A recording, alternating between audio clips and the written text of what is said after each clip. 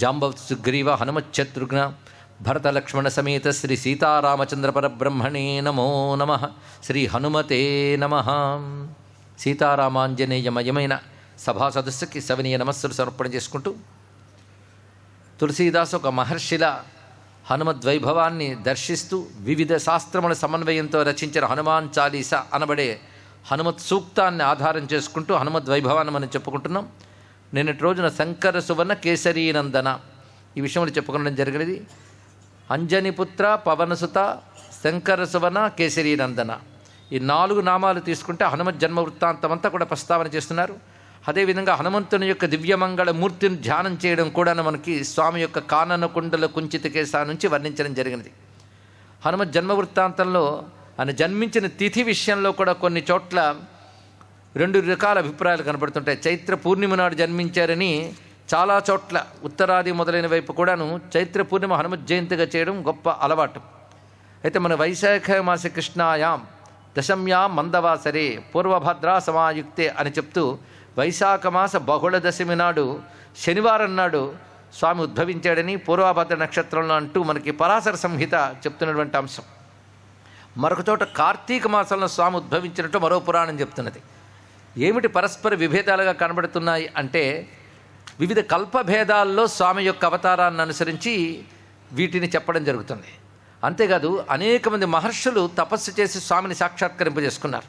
అని అంజనాదేవి కలగడమే కాకుండా వివిధ అవతారాలు ధరించి వివిధ మహర్షులను అనుగ్రహించడం కూడా జరిగినది.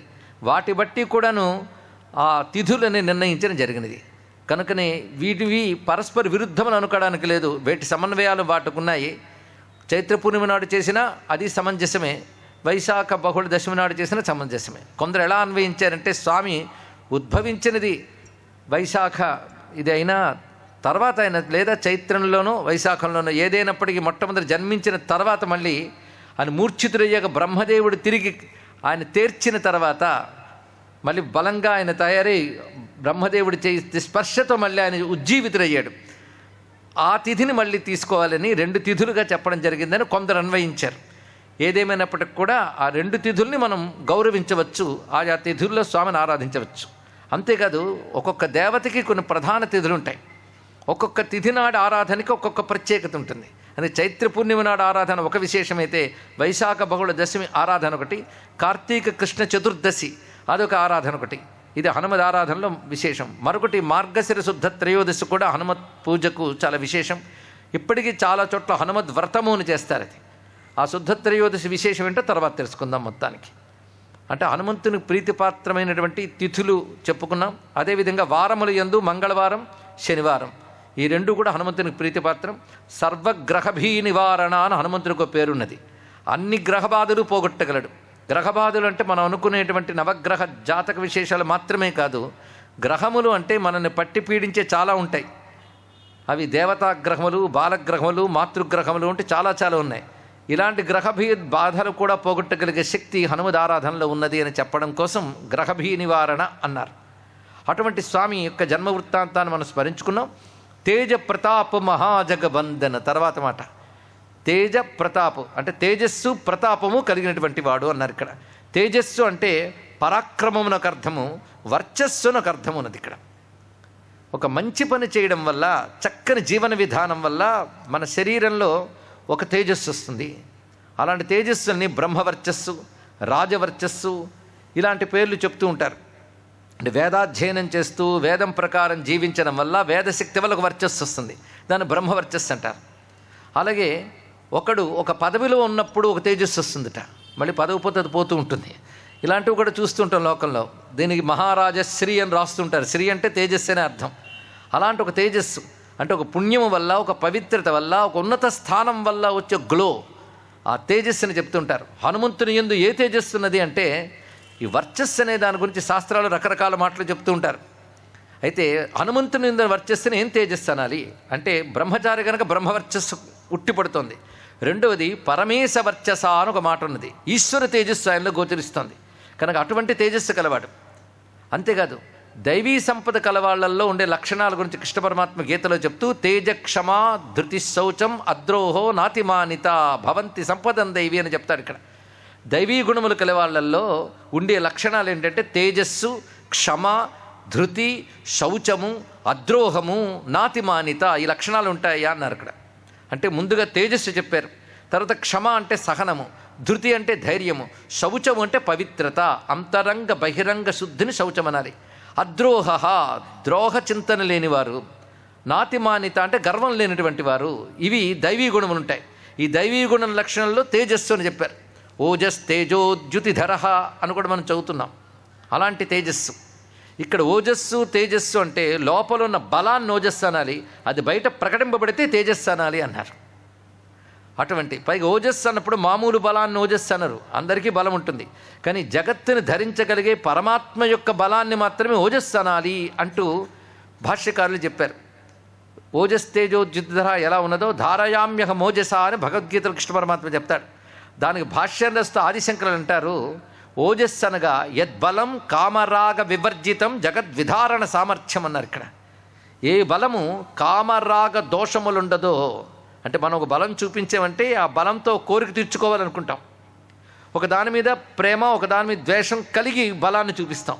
కానీ ఈశ్వరుడి బలానికి అటువంటి రాగద్వేషాది వికారాలు ఉండవు గనక ఈశ్వరుని బలాన్ని ఓజస్సు అనాలి అన్నారు ఇక్కడ. అలాంటి ఓజస్సు, పైగా దానితో లోకాన్ని నిర్వహించేది తేజస్సు. ఓజస్ తేజస్సు ఈ రెండింటిని చెప్పారు. అలాంటి తేజస్సు కలవాడు గనక తేజ అన్నారు ఇక్కడ. ప్రతాప తర్వాత ఇది హనుమంతుడు ఎంత ప్రసన్నాంజనేయుడు అంత ప్రతాపాంజనేయుడు. ప్రతాపము అంటే ఇతరుల్ని తప్పింపజేసేటువంటి వాడు, తప్పింపజేయుట అని ప్రతాపం అంటే శత్రువులకి తప్పింపజేసేవాడు గనక ప్రతాప. మహాజగబంధన్ తర్వాత మాట అంటే గొప్పగా జగములన్నిటి చేత పూజింపబడువాడు. హనుమంతుడుకున్న ప్రత్యేకత ఇది. హనుమంతుడు సర్వజగత్ పూజ్యుడు. దానికి వాల్మీకి రామాయణంలోనే మనకు ఉదాహరణలు ఎన్నెన్నో కనబడుతుంటాయి. స్వామి ముందు తన స్వరూపాన్ని పెంచుతాడు. ఆ పెంచిన తీరు కిష్కింధకాండ చివరిలో వస్తుందండి సరిగ్గా. అప్పటి వరకు వానరవీరులు అందరూ కూడాను ఈయన గొప్పవాడు, ఒక మంత్రి అనుకుంటున్నారు, కానీ ఆయన పరాక్రమము ఆయనకున్న దివ్యగుణాలు వానరవీరులకు కూడా తెలియలేదు. జాంబవంతుడు చెప్పి నువ్వు అటువంటి వాడివయ్యా మహానుభావుడివి అని చెప్తూ అతను గొప్పతనాన్ని చెప్తాడు ఇక్కడ. ఆ చెప్పినప్పుడు వానరవీరులందరూ జాంబవంతుడితో వంత పాడుతూ స్తుతిస్తారండి. ఆ స్తోత్రం చేస్తున్నప్పుడు హనుమంతుడు నెమ్మదిగా పెరుగుతాడు. ఆ పెరిగిన తీరుని వర్ణిస్తూ సంస్తూయమానో హనుమాన్ వ్యవర్ధత మహాబల సమావిద్యత లాంగూలం హర్షాద్బలముపేయివా అన్నంటాడు వాల్మీకి. సంస్తూయమానో హనుమాన్, అక్కడ వానరవీరులు స్తుతిస్తూ ఉంటే ఆ స్తోత్రానికి తగ్గట్టుగా పెరుగుతున్నట్టు. అది విశ్వనాథ వారు అంటారు, అట యోగింబలి కూరుచున్న ప్రభువవు అయ్యాంజనేయుండు సంస్ఫుట సంస్తోత్రములాడుచున్న కొలదిన్ స్తోత్రోక్తికి అర్థాన్వయ స్ఫుట తేజోపఘనోల్బణంబుగా దిశాస్తోమంబు నిండారే అంతట దర్శించడి వానరోత్తముల నేత్రంబుల్ దువాళింపగన్ అని వర్ణిస్తారు కల్పవృక్షంలో విశ్వనాథ వారు. అంటే స్తోత్రానికి తగ్గట్టుగా పెరిగేట. ఇందులో ఒక రహస్యం ఉన్నది. మనం భగవంతుడి యొక్క స్తోత్రం చేస్తున్నప్పుడు, మంత్రజపం చేస్తున్నప్పుడు అందులో ఉండే శబ్దముల యొక్క ప్రకంపనల వల్ల, ఆ శబ్దముల్లో ఉండే భావాల వల్ల రెండిటికి అనుగుణంగా భగవత్ తేజస్సు ఒక మూర్తి ధరించి మనం అనుగ్రహిస్తుంది. ఇది శాస్త్రం. ఆ రహస్యాన్ని వాల్మీకి అక్కడ సంస్తూయమానో హనుమాన్ అంటే స్తోత్రోక్తికి అర్థ అన్వయ స్ఫుట తేజోపఘనోల్బణంబుగ దిశాస్తోమంబు నిండారే అన్నారు ఇక్కడ. పైగా కూర్చున్నవాడే క్రమంగా పెరిగాడు. ఒగి కూర్చుండిన ఎట్టిడవు హనుమ కూర్చున్నట్లుగా హేలగ నల్దిక్కులు జూచి చూచు త్రుటిలో లాంగూలము ఆభీల జిమ్మగ పుచ్చోగ్ర విచాలనాద్భుత రవ వ్యాధీర్ణ రోదోంతరమ్ముగ సంతాడనమాచరించే వసుధాభోగంబు నిమ్నంబుగా అని లేచి క్రమంగా తోకతో నేల మీద పిడిమని కొట్టి ఒక్కసారి లేచెట్టాడు. ఆ తోకతో కొట్టినప్పుడు భూమి కాస్త కృంగింది. హనుమంతుడు ఒక దశ నుంచి మరొక దశకు వెళ్ళిన ప్రతిసారి సమావిద్యత లాంగూలం తోకతో కొడుతున్నాడని వర్ణిస్తున్నారు. ఇందులో ఏదో రహస్యం ఉన్నది. అంతవరకు ప్రసన్నాంజనేయుడు యోగాంజనేయుడు ఇప్పుడు వీరాంజనేయుడు అయ్యాడు. అదేవిధంగా లంకలో రాక్షసులకి భయకంపితం చేసేటప్పుడు కూడా జయత్యతివలో రామో అన్నప్పుడు కూడా తోకతో కొట్టాడని వర్ణించారు ఇక్కడ. ఇలా స్వామి తన రూపాన్ని పెంచుతున్నప్పుడు కింద నుంచి వానరులు చూస్తూ, అంతవరకు ఇలా చూసిన వాళ్ళు ఇప్పుడు తలెత్తి చూస్తున్నారు. అక్కడ సూర్యమండలం పక్కన మరో సూర్యమండలంలో స్వామి ముఖం కనబడుతుంది. దుర్నిరీక్షమైన తేజస్సు మినిమిట్లు కొలుపుతున్నది. అసలు ముఖం ఏదో పోల్చుకోలేకపోతున్నారు కింద వాళ్ళు. పైన దేవతలు చూసి నమస్కరిస్తున్నారట. శచీపురంధరుడు హనుమన్ మంత్ర ద్రష్టల్లో ఒకడు. హనుమన్ మంత్రానికి చాలామంది ద్రష్టలున్నారు. కొన్ని హనుమన్ మంత్రాలకి రాముడే ఋషి, కొన్ని హనుమన్ మంత్రాలకి సదాశివుడు ఋషి, కొన్ని మంత్రాలకి బ్రహ్మ ఋషి, కొన్ని మంత్రాలకి శచీపురంధరుడు ఋషి. అందుకే హనుమత్ క్షేత్రాల్లో ఒక క్షేత్రం ఉంది, చాలామందికి తెలిసే ఉంటుంది, కన్యాకుమారి దగ్గర శచీంద్రము. అది శుచీంద్రం అని ఇప్పుడు వ్యవహారాలు అంటారు కనుక శచీంద్రము. శచీంద్రం అంటే శచీపురంధరుడు, పురంధరుడు అంటే ఇంద్రుడు అని అర్థం. ఆ ఇంద్రుడు దర్శించినటువంటి మంత్ర విశేషములు హనుమన్మూర్తి, ఆ మూర్తిని అక్కడ ఆరాధన చేస్తూ ఉంటారు. అది శచీంద్రం అనే మాటకి రహస్యం. ఈ రహస్యాన్ని ఆపదుద్ధారక హనుమన్ మంత్ర ఉపాసకులైనటువంటి విశ్వనాథ సత్యనారాయణ గారు పట్టుకున్నారండి. ఆ రహస్యాన్ని పట్టుకుని ఇక్కడ చూపిస్తున్నారు. అలాగా పైనుంచి శచీపురంధరాది మహర్షులు స్వామి యొక్క స్వరూపాన్ని వాళ్ళు స్పష్టంగా చూడగలుగుతున్నారు. ఆ దేవతలు పైనుండి స్తుతిస్తున్నారు, కింద నుంచి వానర వీరులు స్తుతిస్తున్నారు. మరి మహాజగబంధను కాక ఇంకెవరండి ఆయన అక్కడ. ఆ తర్వాత ఆయన విజృంభించి గగనపథంలో ఎగురుతూ ఉంటే విద్యాధరులు మొదలైన వారు ఒక్కసారి లేచి చూసి ఎవరో ఈయన అనుకుంటుంటే ఆ గగనమండల ఋషులు అంటున్నట్ట, ఈయన హనుమంతుడు రామకార్య ధురంధరుడు అంటే వాళ్ళు నమస్కారం చేయడం మొదలుపెట్టారు. అలా వెళుతూ ఉండగా గగనపథంలో సిద్ధచారణ గంధర్వాదులందరూ నమస్కరిస్తున్నారు. ఇక్కడ ఇలా పలు సందర్భాల్లో హనుమంతుణ్ణి దేవతలందరూ కీర్తించారు వివిధ సందర్భాల్లో. అందుకే సర్వదేవతల చేత సర్వలోకముల చేత పూజింపబడేటువంటి సద్గుణములు కలవాడు, సత్పరాక్రమం కలవాడు, దివ్యత్వం కలవాడు గనక తేజ ప్రతాప్ మహాజగబంధన్ అనే మాటలో చూపించారు. అటువంటి మహాజగబంధ్ అనేటువంటి స్వామి యొక్క స్వరూపాన్ని అదేవిధంగా రథం మీద ప్రకాశిస్తున్నప్పుడు, అంటే రథం మీద ధ్వజంలో ప్రకాశిస్తున్నప్పుడు కూడా పైనుంచి దేవతలు ఆ ధ్వజంలో ఉన్న హనుమంతుడిని నమస్కరించాలని భారతంలో చెప్తున్నారు. భారతమే పారతకే రథకేతే కపిరాజ్ గాజ్యోసునుకురు రాజదలు హలభలభో అని వర్ణిస్తారు అవధి భాషలో. అంటే అక్కడ ఆయన ధ్వజం మీద రెపరెపలాడుతుంటే పైనుంచి దేవతలు నమస్కారం చేసేవట. అంటే ఊరికనే జెండాపై కేతనం చిహ్నంగా కాకుండా ఆయన స్వరూపంగా అక్కడ ఉన్నాడు అనే భావాన్ని నిన్న మనం చెప్పుకున్న దాన్ని ఇక్కడ స్మరించుకోవచ్చు. అదేవిధంగా హనుమంతుని యొక్క స్వరూపంలో సర్వదేవత నమస్కృతమైనటువంటి ఆ స్వరూపము సర్వదేవతాత్మకము అని వర్ణించారు. అది బహుశా మొన్నటి ఉపన్యాసంలో హనుమంతుడు ఎలా సర్వదేవతాత్మకుడో ఒక్కొక్కటి ఉదాహరణ చూపిస్తూ చెప్పుకున్నాం. అలా హనుమంతుడిని సర్వదేవతాత్మకుడిగా దర్శించిన ఉపాసకులు చాలామంది ఉన్నారు. ప్రధానంగా నృసింహమంత్ర ఉపాసకులై ఆ మంత్రాన్ని సిద్ధింపజేసుకుని వెంకటేశ్వర కృపకు పాత్రులై 32,000 కీర్తనలు రచించిన హనుమాచార్యుడు వారు హనుమద్ ఉపాసన బలంగా చేసినట్లుగా ఆయన కీర్తనలు చెప్తుంటాయి. ఆయన కీర్తనల ఆధారంగా కొంత హనుమత్తత్వం చెప్పుకోవచ్చు. ఆయన హనుమంతులను వైభవాన్ని చూపిస్తాడు. ఏకాంగ వీరుడు అనే పదాన్ని ఇచ్చారు ఆయనకి. అంటే ఏక అంటే ప్రధాన అని అర్థం. ఇక్కడ ఒక్కడు అని మాత్రమే కాకుండా ఒక్కడన్నా ప్రధానమేనండి, వాడు ఒక్కడేనండి అంటాం, అంటే ప్రధానమని అర్థం. ప్రధానమైనటువంటి వాడై దివ్యమైన అంగముతో ప్రకాశించే వీరుడు గనక ఒక్కడే ఏకాంగ వీరుడు ఉర్వికి దైవమౌన ఎక్కడా హనుమంతునకు ఎదురా లోకము అని ఒక దివ్యమైన కీర్తన ఇచ్చారు అన్నమాచార్య. అన్నమాచార్య కీర్తనలో హనుమత్తత్వం అర్థం కావాలంటే కొన్ని మంత్రశాస్త్రముల యొక్క సమన్వయం తెలిస్తే కానీ అర్థం కావు. అలాంటి కొన్ని కీర్తనలు ఉన్నాయి. ముందట నేలెడి పట్టమునకు బ్రహ్మైనాడు.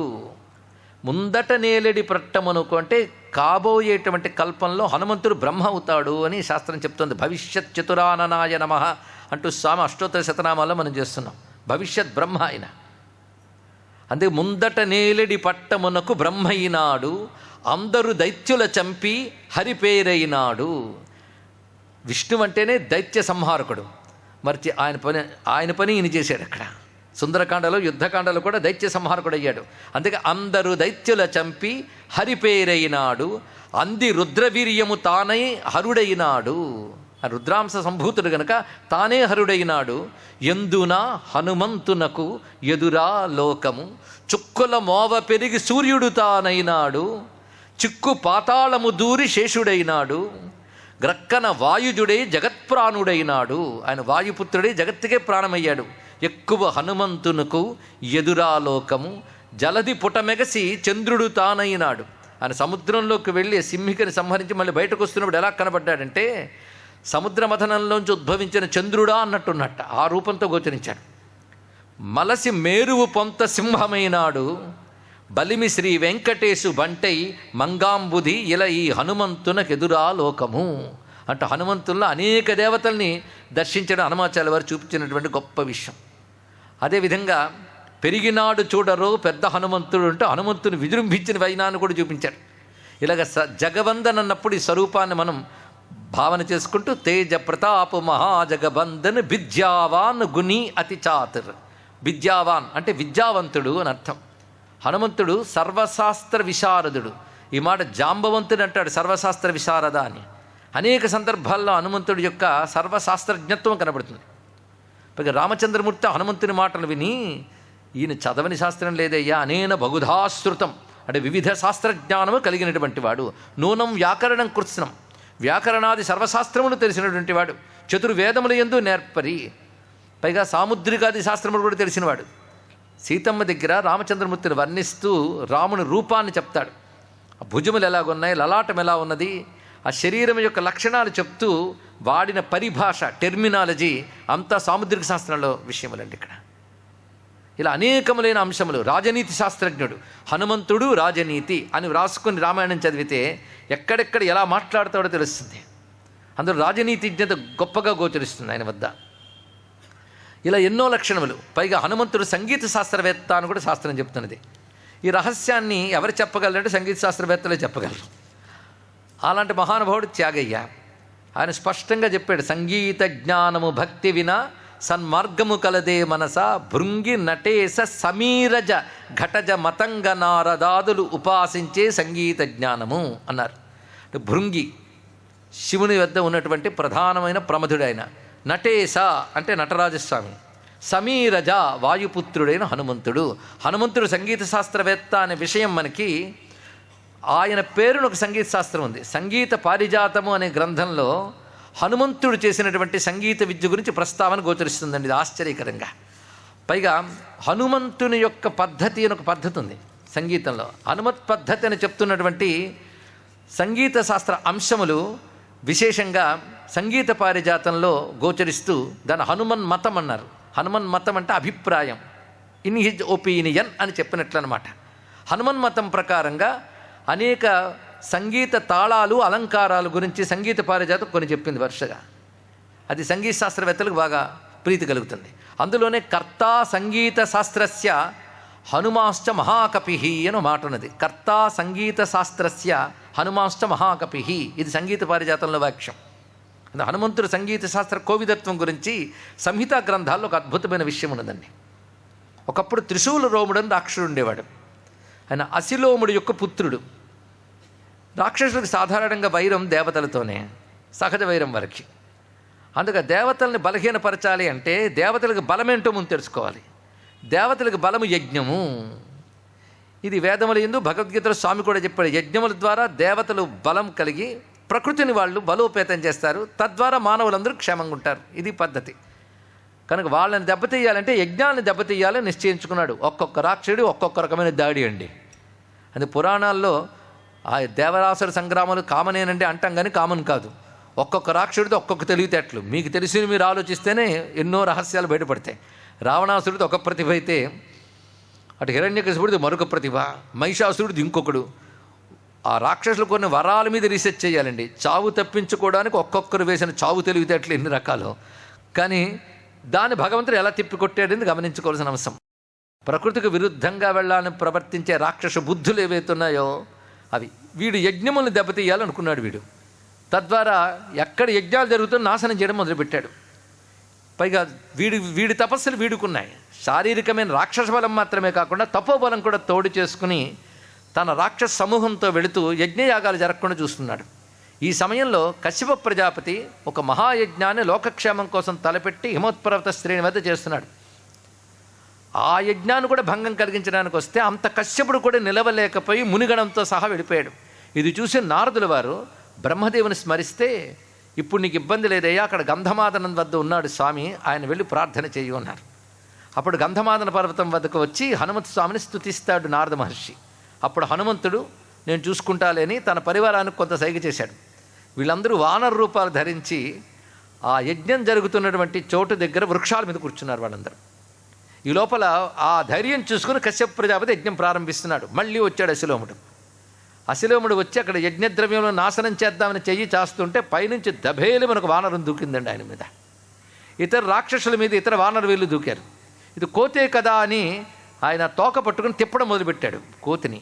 అంటే హనుమంతుడు వానర రూపంలో వస్తే ఆయన తిప్పడం మొదలుపెట్టాడు. ఆ రాక్షుడు తిప్పుతూ ఉండగా పెరిగిపోయాడు స్వామి. ఇక్కడ ఇంకా బరువు తట్టుకోలేపాడు ఈయన. అప్పుడు స్వామి కిందకు వచ్చి ఇతన్ని తిప్పాడు. తిప్పి గట్టిగా కొట్టగానే ఆయన దెబ్బ తట్టుకోలేక పారిపోవడం మొదలుపెట్టాడు. పారిపోతున్నవాడు వెంటపడ్డాడు హనుమంత స్వామి.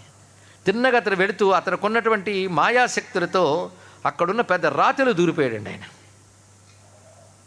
రాతిలో దూరిపోతే ఇంకా వాడిని ఎలా బయటకు తీయడం? హనుమంతుడు అక్కడ కూర్చుని రాగం ఒకటి ఆలపించాడు. గుండనామ క్రియా రాగాన్ని ఆలపించాడు అని సంహితా గ్రంథం చెప్తుంది.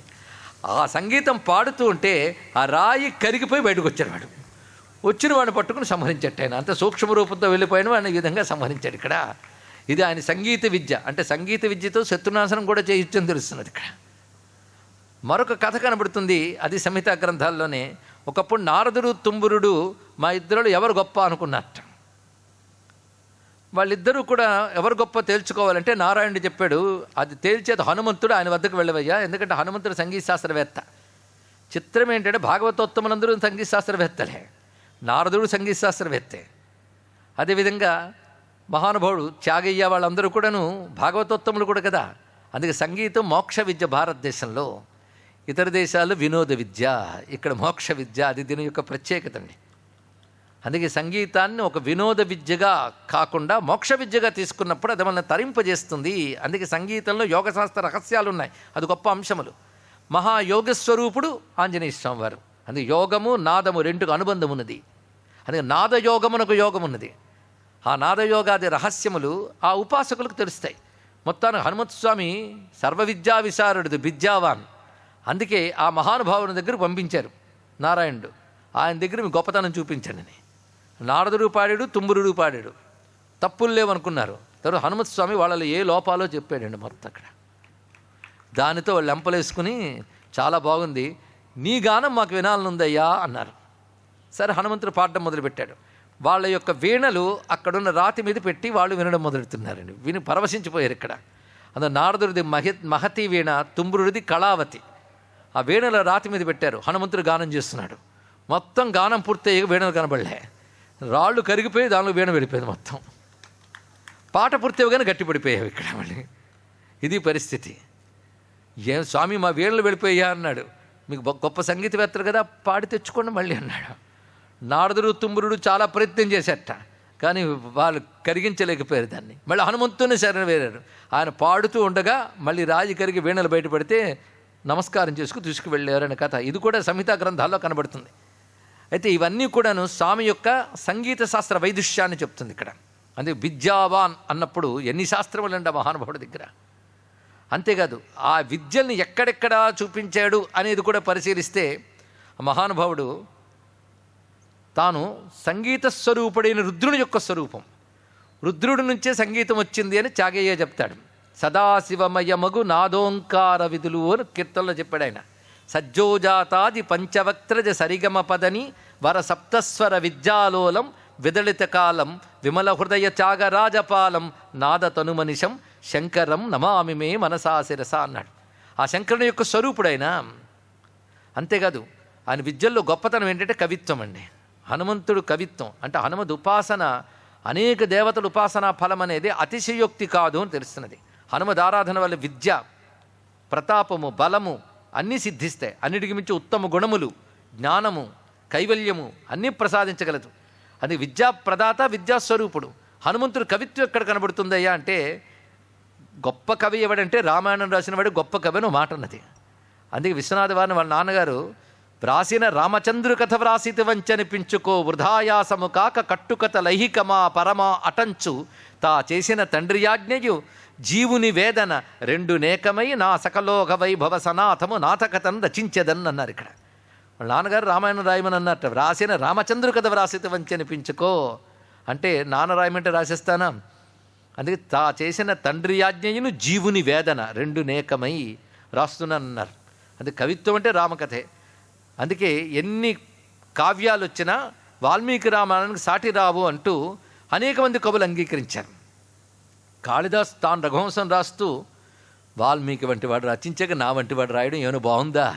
ఇది ఒక పొడగరికి అందవలసిన ఫలం కోసం పొట్టివాడు ఎగురుతూ ఉంటే చూడడం ఎంత హాస్యాస్పదమో, నా వంటి వారు రచించిన అలాగే ఉంటుంది అన్నాడు. మందక్కవి యశప్రార్థి గమిష్యామ్యపహాస్యతాం ప్రాంశులభ్యే ఫలేలోవాత్ ఉద్బాహురి వామనః అని కాళిదాస్ అంటాడు. పైగా రామాయణాన్ని సంస్కృతంలో రాసిన కవులే మధురిమ ఫణితీనా మార్గదర్శి మహర్షి అని వాల్మీకిని స్తుతించారు. అందుకే వాల్మీకి రామాయణాన్ని మించిన కావ్యం ఉండదుట. అందుకే విశ్వనాథ వారు అంటారు, ఒక్క వాల్మీకి దక్క అన్యుడెవడు సుకవి శబ్దవాచ్యుడు అన్నాడు. ఇక్కడ వాల్మీకి తప్ప ఎవరండి? ఈ సంసారం ఇదెన్ని జన్మలకు నేని మౌని వాల్మీకి భాషా సంక్రాంత రుణంబు తీర్చగలదా అన్నాడు. రామాయణం చదివితే తెలుస్తుంది ఆ కవిత్వం యొక్క గొప్పతనం. అందుకే ఆయన్ని మనం గొప్ప కవి, ఆది కవి అని అంటున్నాం. అయితే ఆయన కంటే ముందు రామకథ చెప్పిన వాళ్ళు ఉన్నారు తెలుసా. ఆదికవి వాల్మీకి అంటున్నాం, కానీ వాల్మీకి రామకథ చెప్పినవాడు నారదులు వారు. మొదట బాలకాండలోనే కనబడుతుంది. ఆ నారదులు చెప్పిన రామాయణం చిన్నగా కనబడుతుంది, కానీ దానిని వ్యాఖ్యానిస్తేనే అద్భుత రహస్యాలు బయటకు వస్తాయి. ఎంత క్లుప్తంగా చెప్తే అంత సారవంతంగా ఉన్నట్టు తెలుసుకోండి. ఇక్కడ అంత విస్తరించారంటే దాన్ని అంతనే పరిచారు. క్లుప్తంగా చెప్పారు, డెన్సిఫైడ్, కాన్సన్ట్రేటెడ్, అలా చెప్పారు నారదులు వారు. కనుక ఇప్పుడు వాల్మీకి కంటే ముందు నారదుడు వచ్చాడు కదా, నారదుడి కంటే ముందు వాడు హనుమంతుడు. ఒప్పుకుంటారా లేదా? ఎందుకు అంటే మొట్టమొదట రామకథ వినిపించిన వాడు హనుమత్ స్వామి. ఎక్కడ అంటే సుందరకాండలో, లంకలో, అశోకవనంలో చెట్టు మీద కూర్చుని సీతమ్మకు వినిపించారండి మొట్టమొదట. అది కూడా 3 విడతలు. సీతమ్మకి తెలిసిన కథ కొంత చెప్పి, సీతమ్మ లేనప్పుడు జరిగిన కథ కొంత చెప్పి, తర్వాత చెట్టు దిగాక మరికొంత చెప్పాడు. అంతా చెప్పిన తర్వాత అంటాడు, అమ్మ అతి త్వరలో రామచంద్రమూర్తి వస్తాడు, రాక్షస సంహారం చేస్తాడు, నువ్వు రాముడు కలిసి అయోధ్యకు చేరుకుంటారు, మిమ్మల్ని పట్టాభిషిక్తుల్ని చేస్తారు, అప్పుడు మేము చూసి ఆనందిస్తామంటే జరగబోయే కథ కూడా చెప్పాడు. అందుకే సుందరకాండ పారాయణ చేస్తే మొత్తం రామాయణం పారాయణ చేసిన ఫలం ఎందుకు వస్తుందంటే హనుమంతుడు చెప్పిన రామకథ సుందరకాండలో ఉన్నది మొత్తం. అది దాని యొక్క గొప్పతనం అండి. ఇక్కడ అంటే మొట్టమొదటి కవి ఎవరు?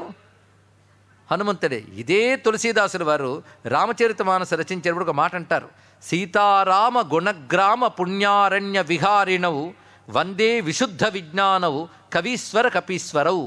ఈ ద్వివచనం. ఒక ఇద్దరున్నట్ట, కవి కపి. కవి అంటే ఋషి, కపి అంటే వానరం. ఋషులు కోతులు కూడా అడవుల్లోనే ఉంటాయి. ఒక అడవిలో ఒక ఋషి ఒక కోతి ఉన్నారన్నారు. కవీశ్వర కపీశ్వర.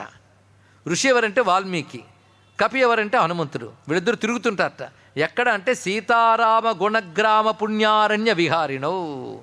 సీతారాముల గుణ సమూహమనే పుణ్య అరణ్యంలో సంచరిస్తున్న కవీశ్వరునికి కపీశ్వరునికి వందనములు అన్నారు మహానుభావుడు. అంటే హనుమంతుని యొక్క కవితాశక్తి అటువంటిది. అది కవి సమ్రాట్ అని హనుమంతుని అనాలండి ఇక్కడ. అటువంటి ఆంజనేయ స్వామి యొక్క సర్వ విద్యల్లో ఈ కవితా విద్యను కూడా చూపిస్తున్నాం. దానికి తోడు విద్యలు ఎన్నున్నా గుణం గొప్పగా ఉండాలండి ఇక్కడ. కొందరు గొప్ప విద్యావేత్తలు ఉంటారు, పాండిత్యంతో శ్లోకాలు పద్యాలు అలవోగ్గా చెప్తారు, కానీ గుణాలు మాత్రం శూన్యం. అలా కాకుండా విద్యకు తగ్గ సద్గుణాలు కూడా ఉండాలి. అదే జ్ఞానం గుణముల ద్వారానే శోభిస్తుంది కనుక జ్ఞాన గుణసాగరను ముందే అన్నారు. ఇప్పుడు విద్యతో పాటు ఆయన దగ్గర ఉన్న గొప్ప లక్షణం ఏంటంటే గుణి.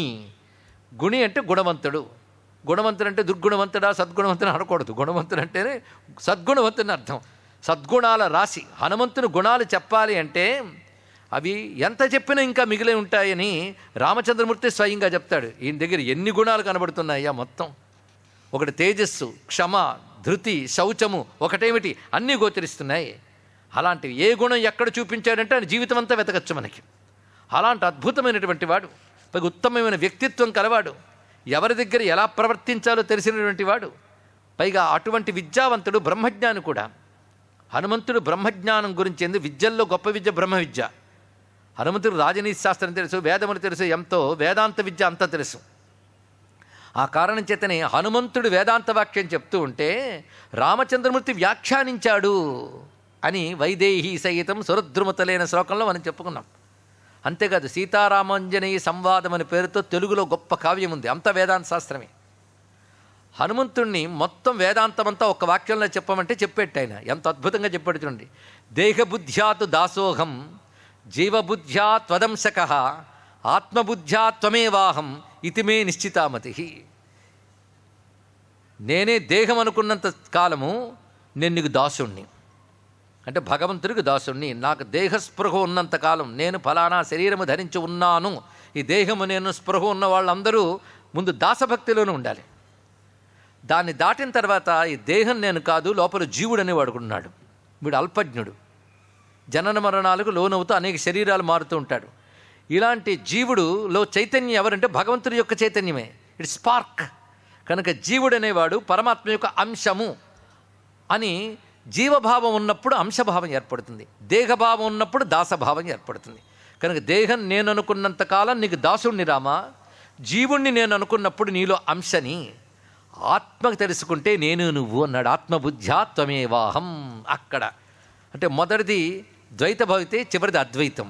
అద్వైతంలో భేదం లేదు. అద్వైత స్థితి ఎప్పుడు వెళ్తాడు? దేహభావ జీవభావాలు రెండూ దాటిపోవాలి.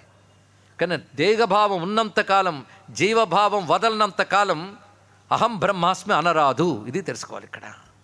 అద్వైతం పరమసత్యం కావచ్చు, అందరికి అనుభవానికి రాదు. అది పరమసత్యం అని దాన్ని గౌరవిస్తూ ఆ జ్ఞానం సంపాదన ప్రయత్నించాలే తప్ప హఠాత్తుగా అహం బ్రహ్మాస్మి సోహం సోహం అనకూడదు. ఒకసారి ఎవడో చిలక పలుకులు పలికినట్లు వేదాంత వాక్యాలు మీద కొందరు మాట్లాడుతుంటారండి. ఒక ఆయన కలకత్తాకు వెళ్ళి గుడిలో కూర్చొని సోహం సోహం సోహం అంటున్నట్ట. వెంటనే అక్కడికి రామకృష్ణ పరమహంస వచ్చి ముందు దాసోహం తర్వాత సోహం అన్నారు. ఇక్కడ ముందు దాసభావం చేతని అహంకారం ముందు పోవాలి. దాసభావం అంటే అహంకారాన్ని వదులుకుంటే దాసభావం, మరొకటి కాదు. ఎందుకంటే దాసుడు అంటే అహంకారం లేకపోతేనే దాసుడు అవుతాడు. కానీ భగవంతుని ముందు అహంకార త్యాగం చేయగా దాసభావం ఏర్పడి క్రమంగా దానివల్ల దేహం నేననేటువంటి దేహాభిమానం పోతుంది. తర్వాత కలిగేది ఏంటంటే ఈ దేహాదుల్ని కల్పిస్తున్న చైతన్యం నాలో ఒకటి ఉంది, అది జీవుడు అనుకుంటాడు. క్రమంగా ఆలోచిస్తే ఇది వేరుగా లేదయ్యా, పరమాత్మ యొక్క స్వరూపం ఇది. ఎందుకంటే ఆకాశంలో ఉన్న సూర్యుడికి ఒక నీటి కడవలో ప్రతిబింబించే సూర్యుడికి భేదం లేదు. బింబ ప్రతిబింబములుగా రెండు కనబడుతున్నప్పటికీ రెండు ఒకటే కదా. కానీ ప్రతిబింబం జీవుడు, బింబము ఈశ్వరుడు. ఎంతవరకు కడవనే దృష్టితో చూస్తున్నంతసేపు.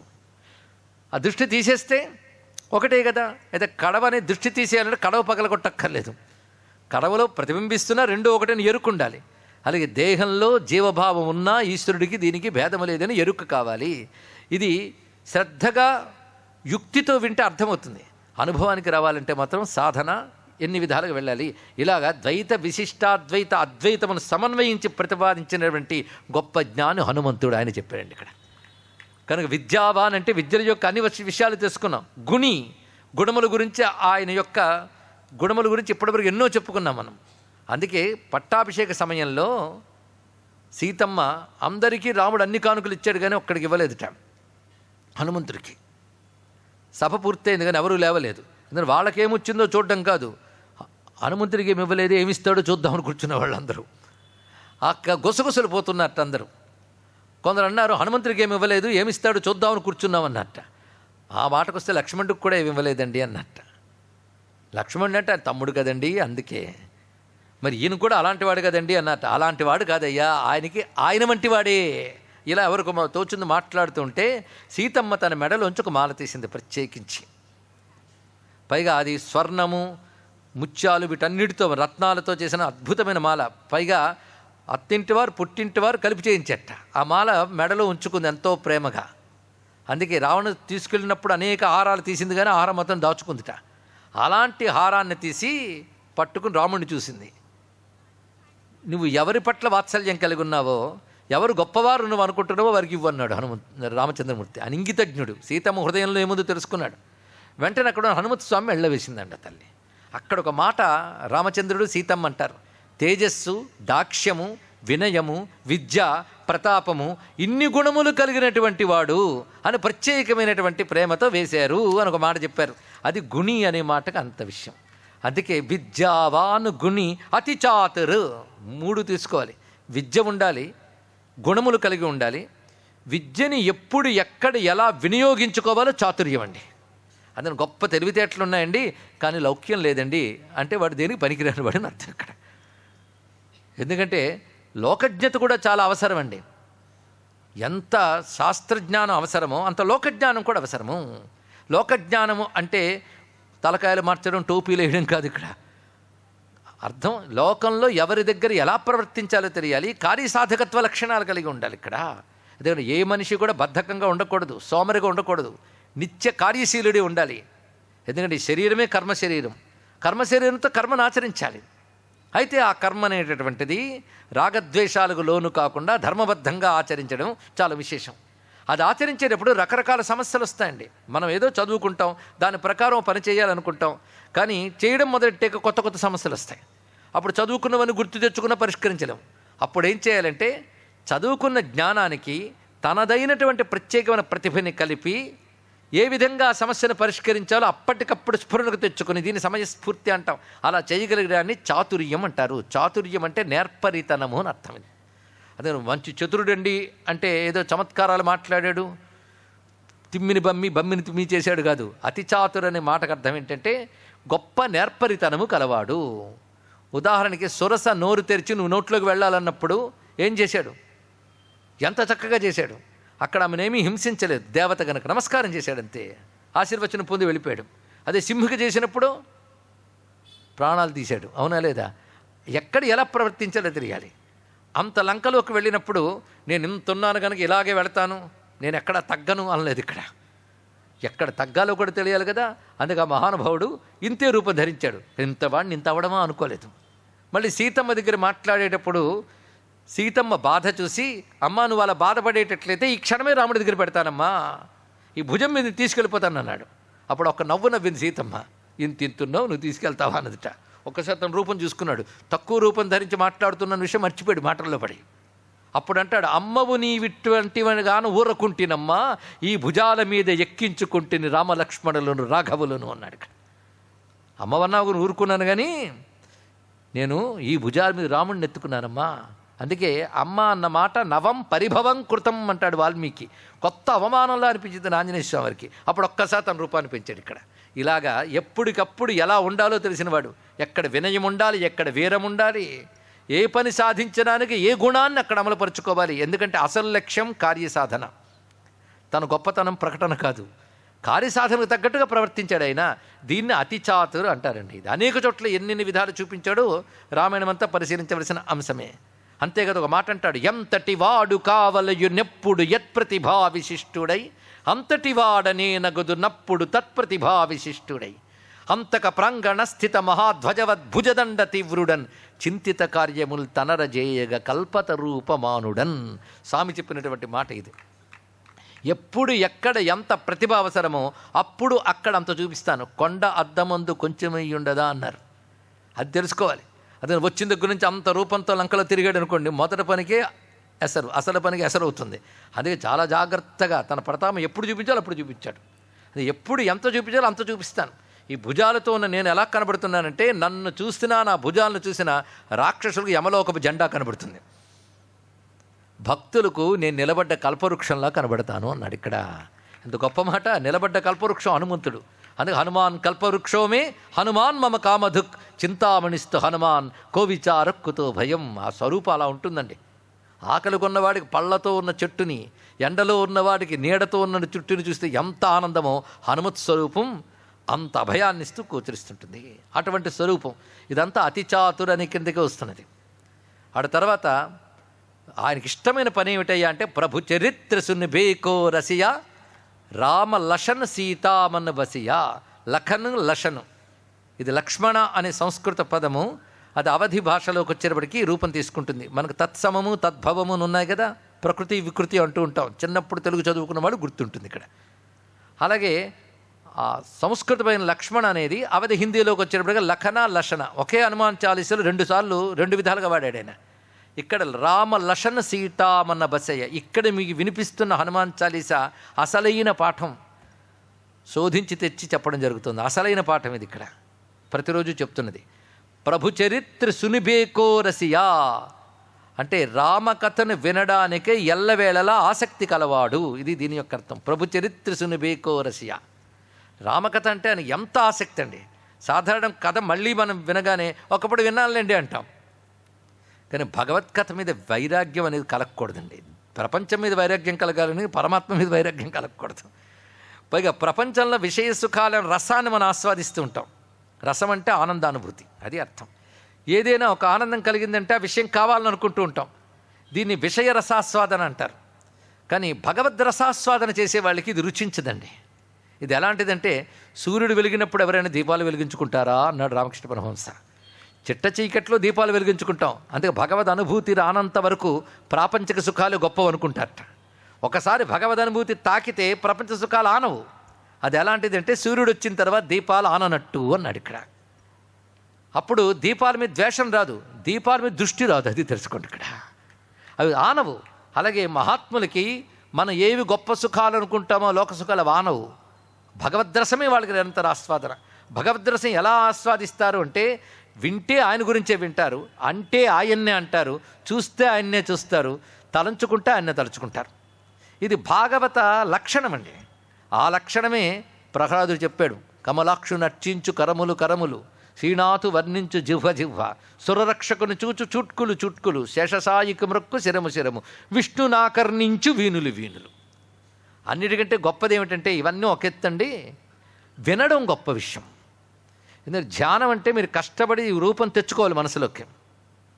అనడం అంటే గొంతు సవరించుకుని పాడాలి, ఇన్ని ఉంటాయి కదా. కనబడడం అంటే ఆయన కనబడాలి, లేదా మీరు ఆలయాలకు వెళ్ళాలి. కానీ వినడం చాలా గొప్ప విశేషం. అదే శ్రవణం అన్నిటికంటే గొప్పదని అటు వేదాంత శాస్త్రంలోనూ భక్తి శాస్త్రంలో కూడా చెప్పారు.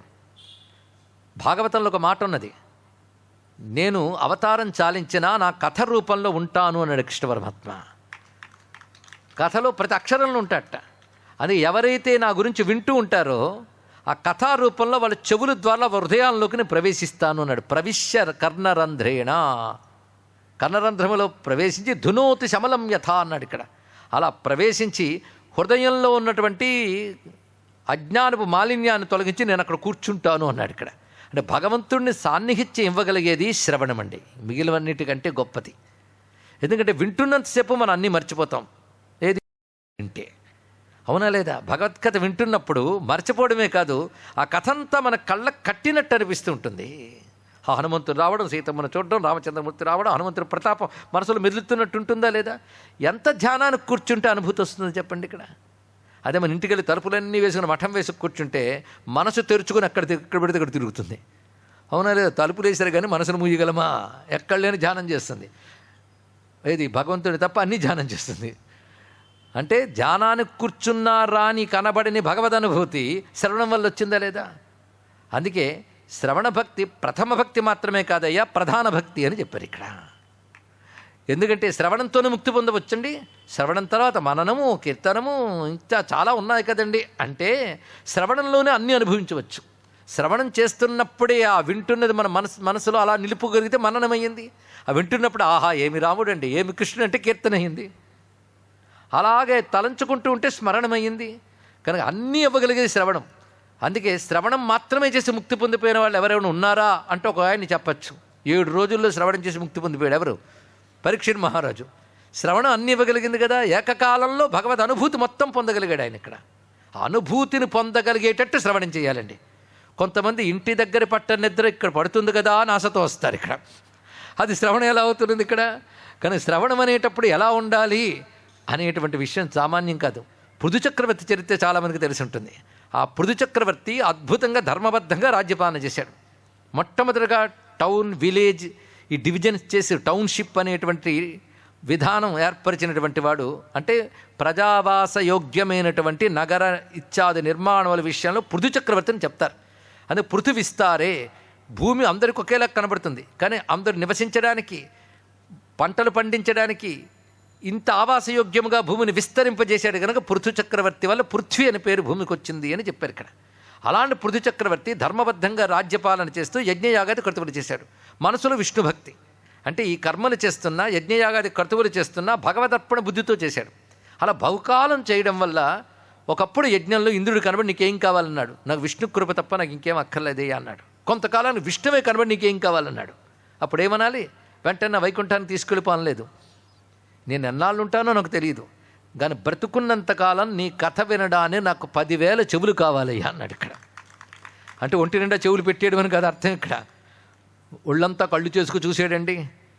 వెంకటేశ నిన్ను చూడ 10,000 కనులు కావాలేనయ్యా అంటాడు త్యాగయ్య. అంటే ఒంటి నిండా కళ్ళు ఉండాలన్నా, విడవకుండా చూడాలని అర్థం ఇక్కడ. అలాగే నిరంతర భగవత్కథ వినడమే నాకు చాలు అన్నాడు. ఏమి ఇన్ని ఉన్నాయి కదా, ఏదైనా అడగచ్చు కదా. ధ్యానం అనొచ్చు, సమాధి అనొచ్చు, ఏదైనా అడగచ్చు కదండి. ఇది అడిగాడు ఎందుకు అంటే శ్రవణం సులభంగా ఉంటుంది, సులభంగా అనిపిస్తుంది కానీ గొప్ప ఫలాన్ని ఇస్తుంది. అందుకే నీ కథామృతమే నిరత సేవన మాకు చేకొనుట సకల సంసేవనం బటుగాన అంటాడు హనుమాచార్యుల వారు. పైగా ఇదియే బహుశాస్త్రమెల్ల చదువుట మాకు, ఇది వేద సంహిత పాఠము, ఇదియ సంధ్య మాకిదియ జపమటుగాన నీ కథామృతమి నిరత సేవన మాకు అని చెప్పారు ఇక్కడ. అది భగవత్కథలు వింటూ అలా పరవశించిపోవడం ఉందే, అది గొప్ప యోగం. అలాగ శ్రవణంతో ఆనందించే వాళ్ళ భక్తుల్లో ఎవరినైనా చెప్పండి అంటే ముందు చెప్పవలసిన వాడు హనుమంతుడేనయ్యా అన్నాడు. అందుకే రామచంద్రమూర్తి అవతారం పరిసమాప్తం చేస్తున్నప్పుడు హనుమంతుడు అందరినీ రాముడు పరమపదానికి తీసుకెళ్తున్నాడు, హనుమంతుడు నుంచేశాడు. అంటే నాయన నువ్వు చిరంజీవి ఉండాలి అంతే, ఈ కల్పాంత కాలం వరకు ఈ రూపంతో ఉంటావు, నువ్వు ఉండాలనైనా తప్పదు. అయితే అన్నాడు తప్పకుండా ఉంటాను, కానీ భూమి మీద నీ కథ ఎంతవరకు ఉంటుందో అంతవరకు ఉంటాను అన్నట్టు స్వామి. ఇక్కడ ఎక్కడ రామకథ చెప్పండి ఏదో రూపంలో స్వామి ఉంటాడు, ఇందులో సందేహం లేదు. దానికి పెద్ద ఏదైనా ఉదాహరణ చెప్పండి, తార్కాణం చెప్పండి అంటే తులసీదాస్ గారే. తులసీదాస్ గారు హనుమంతుని పట్టుకున్నారు రామకథ చెప్తూ. వచ్చిన వాళ్ళలో హనుమంతుడెవరో చెప్పడం కోసం ఆయనకు సహకరించాడు దివ్య పురుషుడు అన్న కథ మనం మొదటి రోజే చెప్పుకున్నాం. దాన్ని బట్టి వచ్చిన వాళ్ళలో హనుమంతుడు ఎవరు చూపించాడు. హనుమంతుడు ఎలా ఉన్నాడంటే వీఐపీ సీట్లాగా వచ్చి కూర్చుని అందరూ తను చూశారా లేదా గమనించుకుంటూ కూర్చోలేదు, అతి సామాన్యుడిగా కూర్చుంటూ కళ్ళ నీళ్లు కార్చుతూ అలా వింటున్నట్ట. చూడ్డానికి అతి సామాన్యంగా ఉన్నాడు, ఒక రగ్గు కప్పుకుని. మొత్తం కథ పూర్తయిన తర్వాత దివ్య పురుషుడిని అడిగాడు, నువ్వు అన్నావో చూపిస్తాను అంటే, అదిగో వెళ్ళిపోతున్నవాడు ఆయనే అన్నాడు. వెంటనే వెళ్ళాడు ఆయన వెంట. ఆయన వేగంగా వెళ్ళిపోతుంటే ఒక ఏకాంత స్థానం వచ్చి కాళ్ళు పట్టించుకున్నాడు గట్టిగా. నన్నేంటే పట్టుకున్నావు, నువ్వు మహాపండితుడివి, చక్కగా ప్రవచనం చేసావు, ఏదో మా అలాంటి పిచ్చివాళ్ళం వచ్చి విని ఆనందించావు, నువ్వు ఎంత గొప్పవాడవంటే నీకంటే గొప్పవాళ్ళు ఎవరున్నారయ్యా అని పాదాలు పట్టుకున్నట్ట.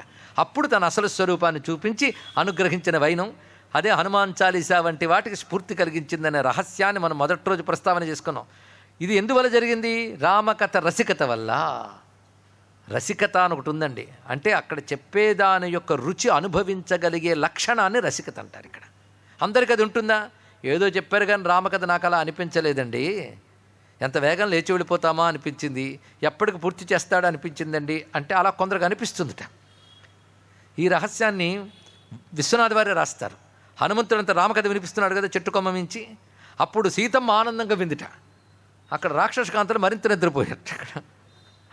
అక్కడ ఒక మాట అంటాడు, రసారామ విహరణశీలులకు అధిక జాగ్రత్త అవస్థా సంధాయకం బగునొట్టెదియు రసవిహీన ప్రకృతులకు అధిక నిద్రావస్థను ఘటింపజేయనిది ఆయన స్వరంబున అన్నాడు. ఎలా అది మాట్లాడే తీరు. కానీ రసికత అంటే చెప్పేదాని యందు రుచి ఉంటేనే ఆ రుచి తగులుతుందండి. ఎందుకంటే పదార్థం రుచి నాలుగున్నవాడికి తెలుస్తుంది, మహావిషయంలో రుచి రసజ్ఞతున్నవాడికి తెలుస్తుంది, ఆ రసికత ఉన్నవాడికి తెలుస్తుంది. ఆ రసికులైన వారు ఇంకా చాలు అన్నట్ట. ఈ మాట కళ్యాణాత్మకమైన విష్ణు కథలాకర్నింపుచున్ ముక్త వైకల్యుండెవ్వడు తృప్తుడవు అవి వినంగా కొత్తలవుచుండు అని పరీక్షణ్ మహారాజు అంటాడు. కృష్ణకథ వింటూ ఉంటే ఇంకా చాలండి, తృప్తి పడిపోయిన ఎవడంటాడు? మూర్ఖుడు తప్ప. ఇంకోచండి అంటాడు, వినా పశుఘ్నుడు తక్కన్. పశువులు చంపుకు బతికేవాడికే విరక్తి పుడుతుంది భగవద్విషయంలో అన్నాడు ఇక్కడ. ఎందుకంటే వాడికి హింసా ప్రవృత్తి తామస ప్రవృత్తి ఉంది కనుక రుచించదు, ఎవడికి సాత్విక ప్రవృత్తి ఉందో వాడికి రుచిస్తుంది.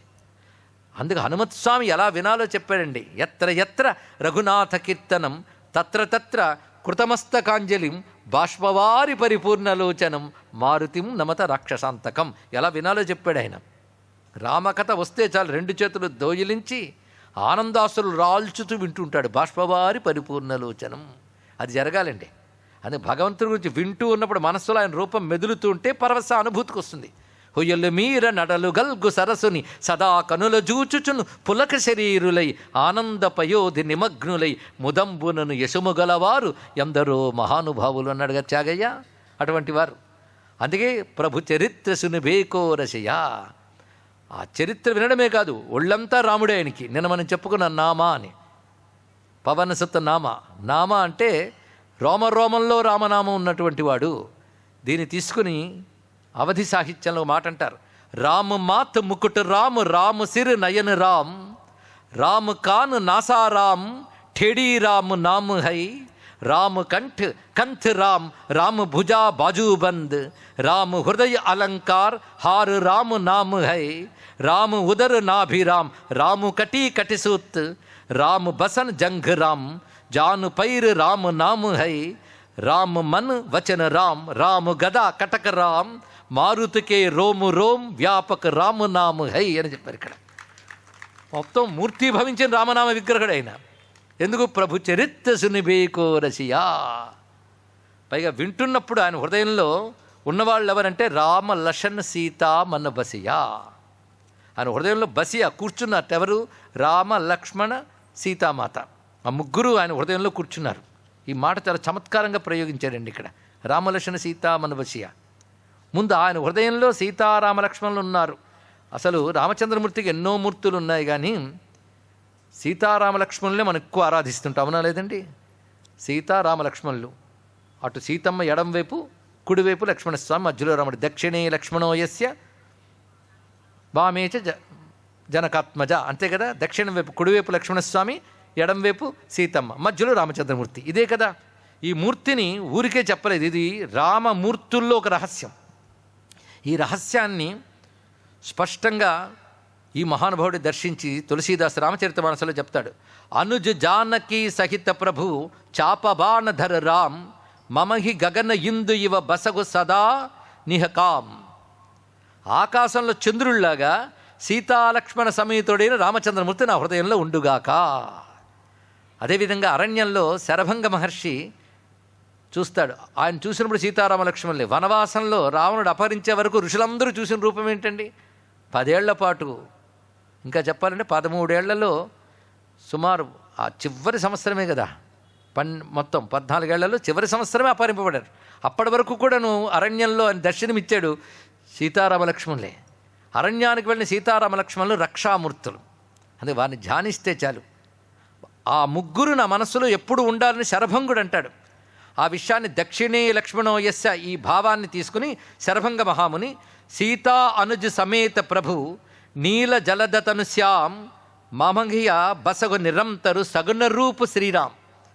నిర్గుణుడైన పరమాత్మ సగుణుడై నాకు సీతాలక్ష్మణ సహితుడైన రామచంద్రమూర్తిగా ఎల్లవేళలా నా మనస్సులో ఉండుగాక. ఇదేనయ్యా నీలమేఘశ్యామ నిన్ను కోరుకుంటున్నాను. అదే కోరుకున్నాడు శరభంగ మహాముని. ఇది రహస్యమే. అందుకే రామ లక్ష్మణ సీతా మన బసియా. ఆ మాటకొస్తే మనం ముందు మరొకరిని పెట్టుకుంటున్నాం. పురతో మారుతుర్యస్య తం వందే రఘునందనం. ఈ ముగ్గురికి పక్కన లక్ష్మణుడున్న వైపున హనుమంతుడు కనబడుతుంటాడు. కొన్ని చోట్ల నిలబడి, కొన్ని చోట్ల కూర్చొని. ఇప్పుడు మన కోసం హనుమంతుడిని ధ్యానిస్తున్నాం, కానీ ఆయన చూస్తున్నది ఎవరిని? సీతారామ లక్ష్మణులు. దక్షిణే లక్ష్మణోయస్య వామే జనకాత్మజ పురతో మారుతుర్యస్య తం వందే రఘునందనం. ఇది ఇక్కడ శ్లోకం చదువుతున్నాం.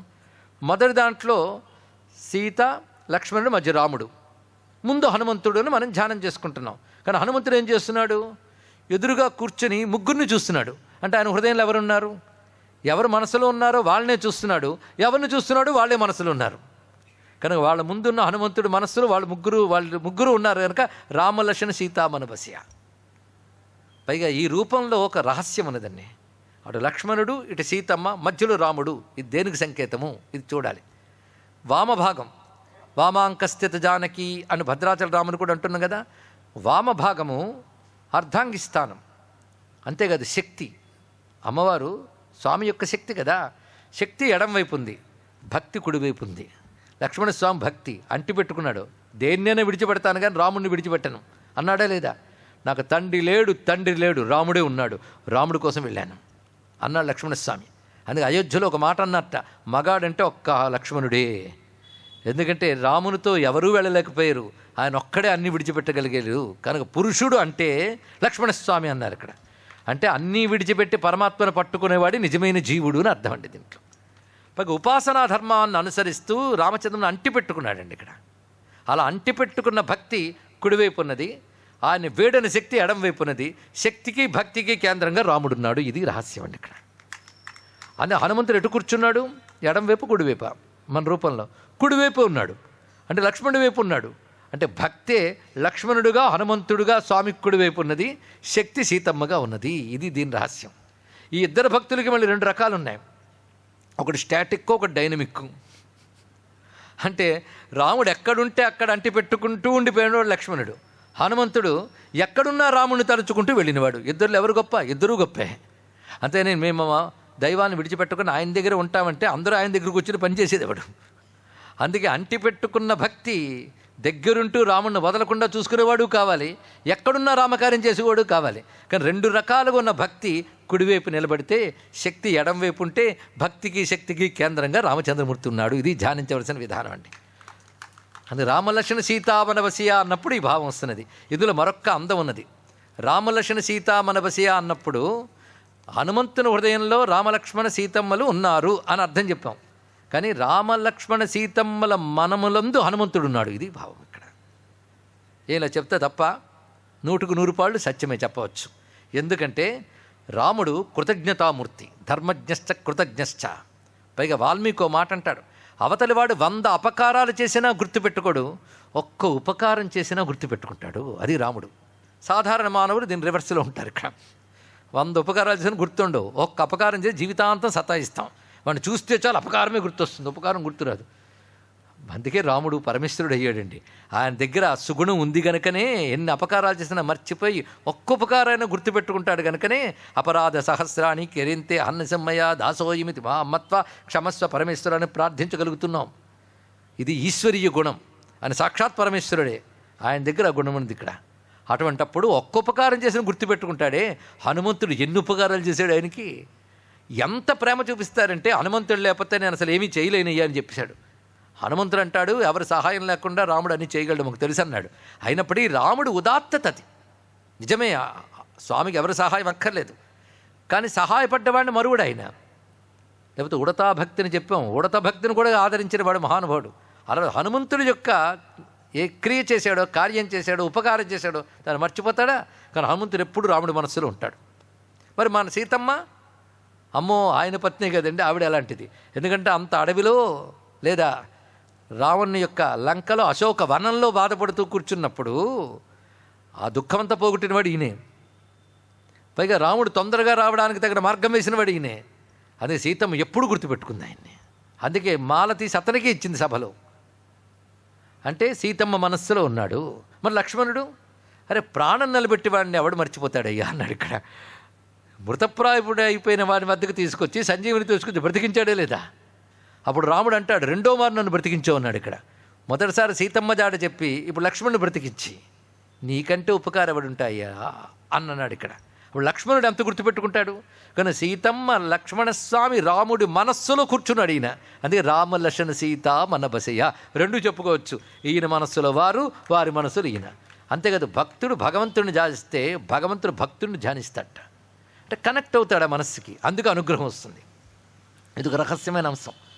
అందుకే ఒకరోజు తెల్లవారుజామున కృష్ణ పరమాత్మ ధ్యానంలో ఉంటే ధర్మరాజు వెళ్ళి అడిగాడు పట్టాభిషేకం కొత్తల్లో, నువ్వు ఎవరిని ధ్యానిస్తున్నావయ్యా ఇంత పొద్దున? అంటే ఇంత బ్రాహ్మీ ముహూర్తంలో కూడా నన్ను ధ్యానిస్తూ ఒక ఆయన అంపశయ్య మీద ఉన్నాడు, వాడిని నేను ధ్యానిస్తున్నాను అన్నాడు. ఇక్కడ అంటే తను ధ్యానించామని తను తలుచుకుంటాడు. అంటే నీ మనస్సు పరమాత్మ వెళితే ఆయన మనస్సు నీ మనస్సుతో కలుస్తుందయ్యా. అందుకు హనుమంతుని హృదయంలో వాళ్ళ ముగ్గురు ఉంటే వాళ్ళ ముగ్గురు హృదయంలో హనుమంతుడున్నాడు. ఇంత చక్కటి మాటని రామలక్ష్మణ సీతామనవసియ దగ్గరికి వచ్చాం. ఇక తర్వాత సూక్ష్మ రూపధరి సియకి దిఖావా, బికట రూపధరి లంక జరావా, భీమ రూపధరి అసుర సంహారే, రామచంద్రికే కాజు సవారే. ఇక్కడ ఈ రెండు దోహాలు కలిపి ఒక గుత్తి. ఇందులో స్వామి ఎక్కడ ఎలాంటి రూపాన్ని చూపిస్తాడో చూపించారు. సూక్ష్మ రూపధరి సియహి దిఖావా, సియహి అంటే సీతమ్మని, దిఖావా చూశాడు. ఎలాగా సూక్ష్మ రూపం ధరించి వెళ్ళాడు. ఆమె వద్దకు వెళ్ళేటప్పుడు సూక్ష్మ రూపంతోనే వెళ్ళాడు, చిన్నపిల్లాడిలాగే వెళ్ళాడు అక్కడికి. పోనీ అదే రూపం అందామా అంటే లంక తగలబెట్టేటప్పుడు బికట రూపధరి లంక జరావా అంటే సుందరకాండలో ఒక్కొక్క ఘట్టం స్మరణకు ఒక్కొక్క ఫలితం ఉంది. అన్ని ఘట్టాలు స్మరింపు చేస్తున్నాడు తులసీదాస్. ఇక్కడ మొత్తం తగలబెట్టాడు లంకని. అప్పుడు బికట రూపధరి భీకరమైన రూపంతున్నాడు. ఒకవైపు తగలబడిపోతున్న లంక, మరొక వైపు ఆయన ఉగ్ర రూపం. ఈ రెండూ చూసి భయకంపితులైపోయారు రాక్షసులందరూ కూడాను, ఆశ్చర్యచకితులైపోతున్నారు ఇక్కడ. అలా బికట రూపధరి లంక జరావా అసుర సంహారం చేశాడు. అక్షకుమారుడు మొదలైన వారిని మొట్టమొదటిగా 80,000 మంది కింకరులు అనబడే రాక్షస గణాన్ని పంపించాడు రావణాసురుడు. వాళ్ళందరినీ దోమలను కొట్టుడు కుడిచాడు ఆయన. ఆ తర్వాత ప్రహస్తుడి పుత్రుడు జంబుమాలు వచ్చాడు బోల్డంత సైన్యంతో. అన్ని నిమిషాల మీద వాళ్ళ పని పూర్తి అయిపోయింది. తర్వాత 7 మంత్రిపుత్రులు వస్తే వాళ్ళని నాశనం చేశాడు. 5 సేనాధ్యక్షుడు సైన్యంతో వస్తే వాళ్ళ పని పూర్తి చేశాడు. రావణ్ణి కొడుకు అక్షకుమారుడుని వచ్చాడు, అతన్ని చంపేశాడు. ఆ యుద్ధం చాలా భీకరంగా చేశాడు. అందుకే కపీశం అక్షహంతారం వందే లంకా భయంకరం అంటాం. ఇక్కడ అక్షాసుర సంహారం చేశాడు ఆయన. ఒకటేమిటి ఇలా ఎన్ని ప్రతాపాలు. ఇవి చేసినప్పుడు ఆయన రూపం ఎలా ఉన్నది? భీమ రూపధరి అసుర సంహారే. అసుర సంహారం చేసినప్పుడు భీమ రూపం చూపించాడు. అయితే ఇన్ని రూపాలు ఎందుకు చూపించాడు? రామచంద్రికే కాజు సవారే.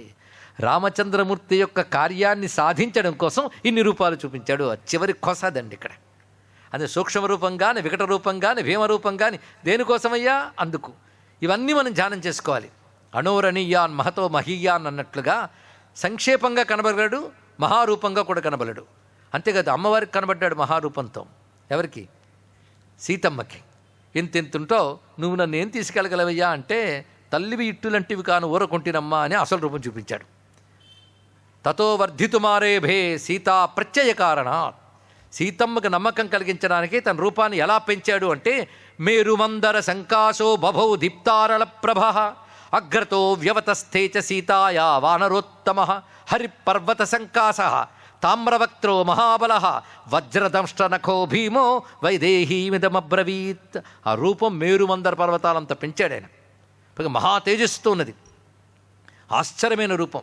అది చూస్తూ పైనుంచి దేవతలు అంటున్నారు, మంగళ రూప అయ్య హరి మర్కట మర్కట పంచవక్త్ర ఖట్వాంగ మహాశిఖేట కుధరామృత కుంభ శృణి ప్రదీపితోత్తుంగ కరాంబుజాత నవతోయదమూర్తి త్రిపంచ నేత్ర సర్పాంగద కంఠహార కరుణాంబుదినన్ కృపజూడు మారుతి.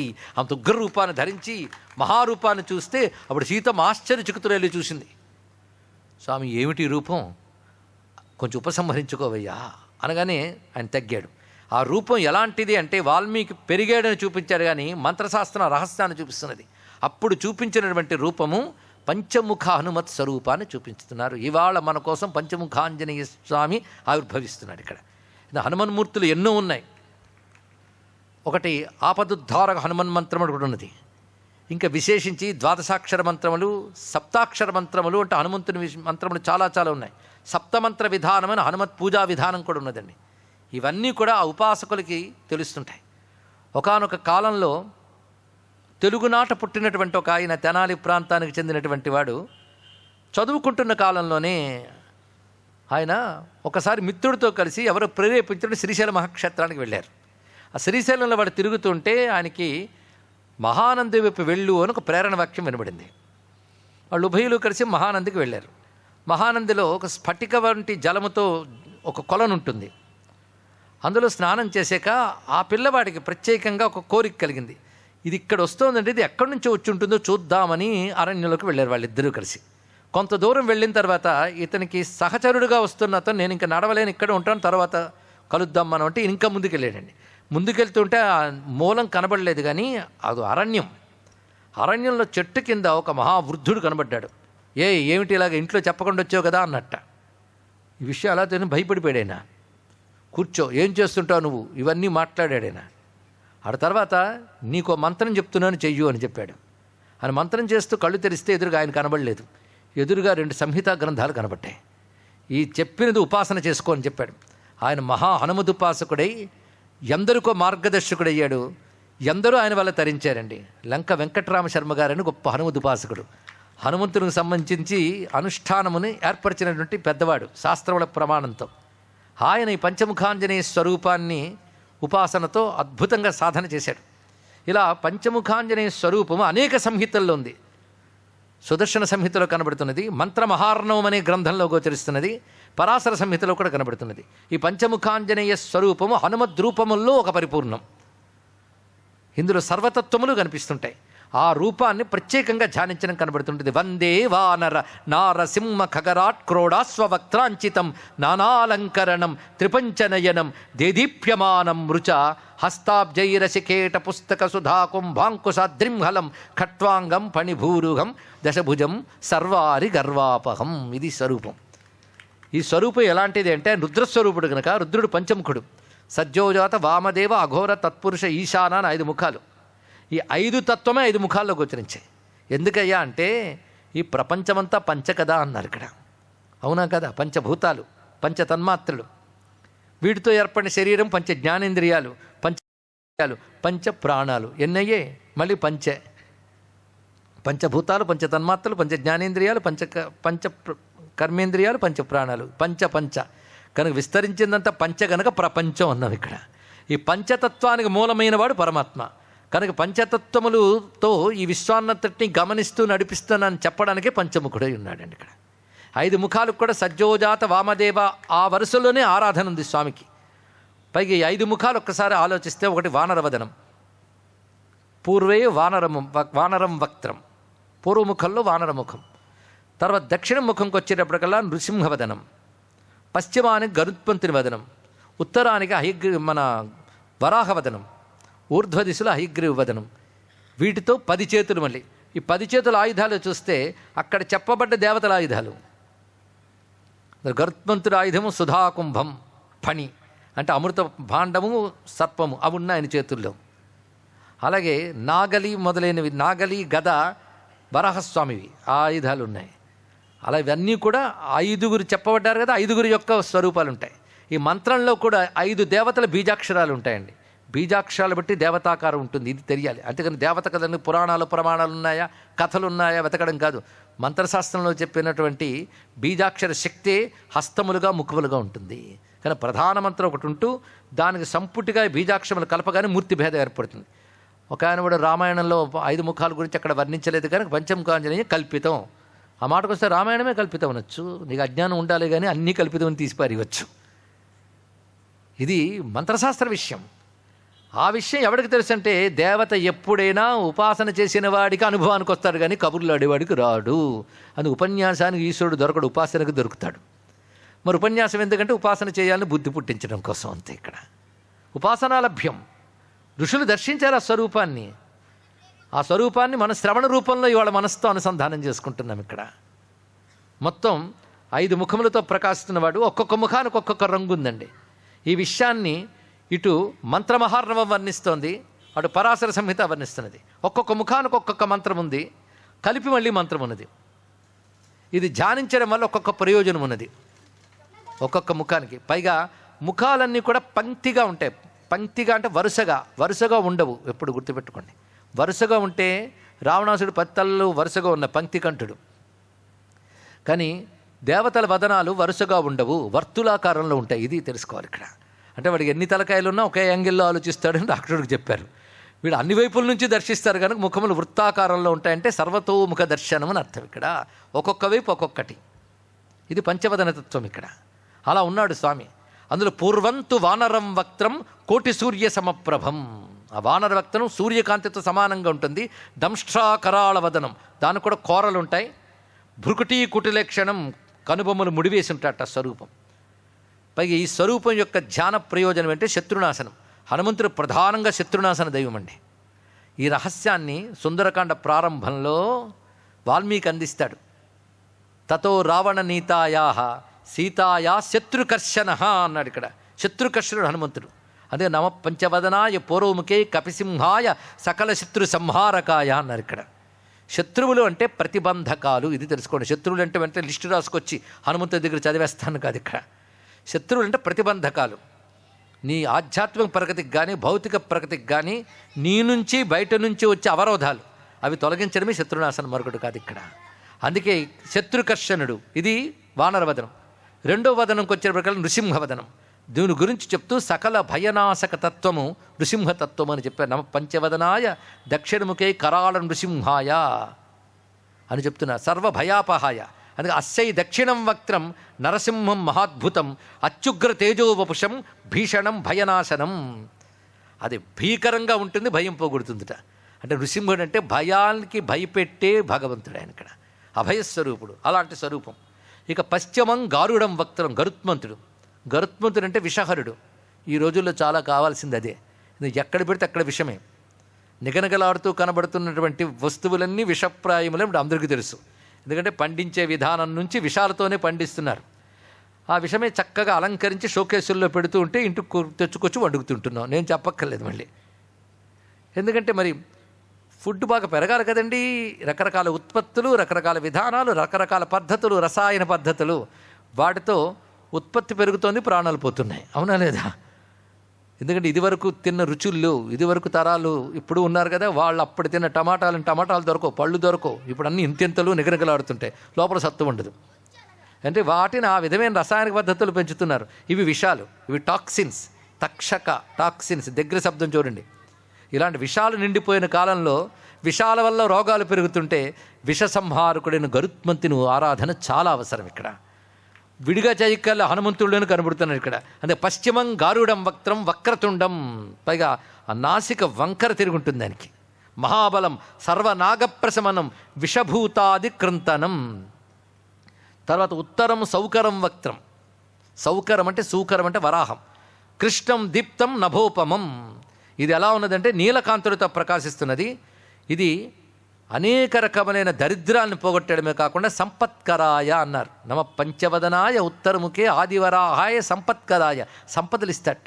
ఇది పంటలు పండించేది తత్వం అదంతా కూడా. అందుకే చేత్తో నాగలి ఉంటుంది దానికి ఆయుధంగా. ఇది ప్రత్యేకం. పైగా ఇతని జ్వరరోగాది కృంతనం. ప్రధానంగా సంపదను ఇవ్వడమే కాకుండా రకరకాల జ్వరాలు రోగాలు పోగొడతాడు. ఇక ఊర్ధ్వం హయాననం ఘోరం దానవాంతకరం పరం ఏన వక్త్రేణ విప్రేంద్ర తారకాక్షం. ఇది జ్ఞానప్రదాయకము అన్నారు ఇక్కడ. హయగ్రీవ స్వామి కదా, కనుక ఊర్ధ్వవదనం హయగ్రీవుడు. ఇందులో ఒక్కొక్క ముఖానికి ఒక్కొక్క ఉపాసనా విధానం ఉంది. 5 కలిపిన స్వామికి మరొక ఉపాసన. ఎంత గొప్ప విశేషం అండి. అంటే మీరు ప్రార్థించిన హనుమంతుని ప్రార్థించిన మీ అవసరాలు గుర్తుపెట్టుకుని 5 రూపాయలు అయిపోయాడు ఇక్కడ. 5 మనకు అవసరమే. ఇప్పటివరకు చెప్పినవి కావాలా అక్కర్లేదా? కావాలనిపించింది కదా, అయితే హనుమంతుని పట్టుకోండి. పంచముఖాంజనేయుడు అంటే ఇది గొప్ప విషయం అండి. ఆ స్వరూపం ఇది మంత్ర విశేషం. అయితే రామాయణంలో కనబడలేదు అంటారు. అక్కడొకటి ఉన్నది. రామాయణం కావ్యం, ఇది మంత్రశాస్త్రం. మంత్రశాస్త్రంలో ఉన్న భగవంతుడే ఋషుల దేవతల ప్రార్థన విని అవతరించాడు. అవతరించినప్పుడు వాళ్ళు మనలాగే తిరుగుతారు. రాముడు మానవుళ్లాగే కనబడతాడు, కానీ ఆయన లోపల నారాయణత్వం ఉంది. హనుమంతుడు వానర వీరుల్లా కనబడ్డాడు, కానీ ఆయన లోపల రుద్రత్వం ఉంది. తన మంత్రముల్లో ఏ ఏ స్వరూపాలు ఉన్నాయో అవి తాను అవతరించిన తర్వాత ఆ స్వరూపాన్ని పనుల్లో చూపిస్తాడు. అది తెలుసుకోవాలి ఇక్కడ. పనుల్లో చూపిస్తారు. అంతేగాని ఆయన వరాహవదనంతోనూ అశ్వవదనంతోనూ సింహవదనంతో తిరగలేదు కదా అంటే దేవతలంటే ముఖాలు రూపాలు కాదు, తత్వాలు. ఇది తెలుసుకోవాలి ఇక్కడ. ఆ అవతార తత్వం ఒకటి ఉంటుంది. ఆ తత్వం పనుల్లో కనబడుతుంది. రామాయణంలో పంచముఖాంజనేయుని చూస్తారా? చూపిస్తే రామాయణంలో పంచముఖాంజనేయుడు ఎక్కడున్నాడు అని తప్పించితే ఆయన చూపిస్తేనే చూడగలం. అలా చూపిస్తే చూసి చెప్పిన ఒక మాట చెప్పుకుందాం. పుట్టెన్ వానరుడవచ్చు విక్రమ కళాస్ఫూర్తిన్ నృసింహుండుగా నట్టే దానవహంత వేగగతిలో నా వైనతేయుండే తా చుట్టెన్ వేదములెల్ల నశ్వముఖుడై శోకాబ్ధిలో నుండి పై పెట్టెన్ భూసుత నిట్టె క్రోడముగా ఆభీలోగ్ర పంచాస్యుడై మెట్టెన్ నాయద నీదు దూత ఇదే స్వామి రామచంద్ర ప్రభు. చాలా కాలం క్రితం రామచంద్ర ప్రభు అని పేరుతో నాకు అర్థమైన రాముడి గురించి రాసుకుందామని ప్రయత్నిస్తే ఒక చిన్నపాటి రామాయణమైంది. అందులో హనుమంతుడు 5 ముఖాలు రామాయణంలో ఎక్కడున్నాయని ఆలోచిస్తే స్వామి అనుగ్రహం చేత అనిపించినది పద్య రూపం ధరించింది. ఇది పుట్టెన్ వానరుడవచ్చు, పుట్టుకతో వానరుడు కనుక వానరవదనం ఉంది. విక్రమ కళాస్ఫూర్తి నృసింహుండుగా నట్టే దానవహంత, రాక్షస సంహారకుడి నృసింహస్వామిగా నరసింహవదనం కనబడుతున్నది. వేగగతిలో ఆ వైనతేయుండే. వాల్మీకి అనేక చోట్ల వైనతేయ సమోజవే అంటాడు ఇక్కడ. వేగగతిలో ఆ వైనతేయుండే తా చుట్టెన్ వేదములెల్లా అశ్వముఖుడై. హయగ్రీవస్వామి అంటే సర్వవేదవేత్త, సర్వవేద విద్యా విశారదుడు. అది హనుమంతుల్లో ఇందాకే చూసాం మనం ఇక్కడ. కనుక అక్కడ హయగ్రీవ స్వరూపం విద్యల రూపంలో చూపించాడు. ఇంకా వరాహ రూపం ఉంది. వరాహం ఏం చేసిందయ్యా అంటే సముద్రంలో మునిగిపోయిన భూమిని ఉద్ధరించింది. శోక సముద్రంలో మునిగిపోయిన భూసుతను ఉద్ధరించాడు ఈయన. కనుక స్వరూపం సరిపోయింది కదా, అందుకే పంచవదనుడయ్యా అన్నారు ఇక్కడ. అంతేకాదు వాల్మీకి సూచనగా అందిస్తాడు. కావ్యం మంత్రాన్ని సూచిస్తుంది. నేరుగా చెప్తే కావ్యం శాస్త్రం అవుతుంది. కావ్యంలో శాస్త్రం ధ్వనిగా ఉంటుంది. ఇది రహస్యం. వాల్మీకి అలా రచించాడు రామాయణాన్ని. ముందు కావ్య లక్షణం తెలిస్తే ఇది తెలుస్తుంది ఇక్కడ. ఎక్కడెక్కడ చూపించాడు అంటే హనుమంతుడు విజృంభించినప్పుడు ఒక్కసారి చూసినప్పుడు అంతవరకు గుహలో ఉన్న సింహము ఆకలిగొని బయటకు వచ్చి నోరు తెరిచినట్లుగా హనుమంతుడు కనబడ్డాడు అని వర్ణించాడు ఇక్కడ. ఇలా అనేక చోట్ల చూపిస్తాడు. ఒక మాట అంటాడు రహస్యంగా, సచారు నానావిధ రూపధారి. ఇది సుందరకాండలో వస్తుంది. సచారు నానావిధ రూపధారి. ఆయన అందమైన అనేక రూపములు చూపించాడు. నానావిధ అన్నారు, అనేక రూపాలతో తిరిగెట్ట. ఆ సూచనలోనే అందించాడు. సచారు నానావిధ రూపధారి.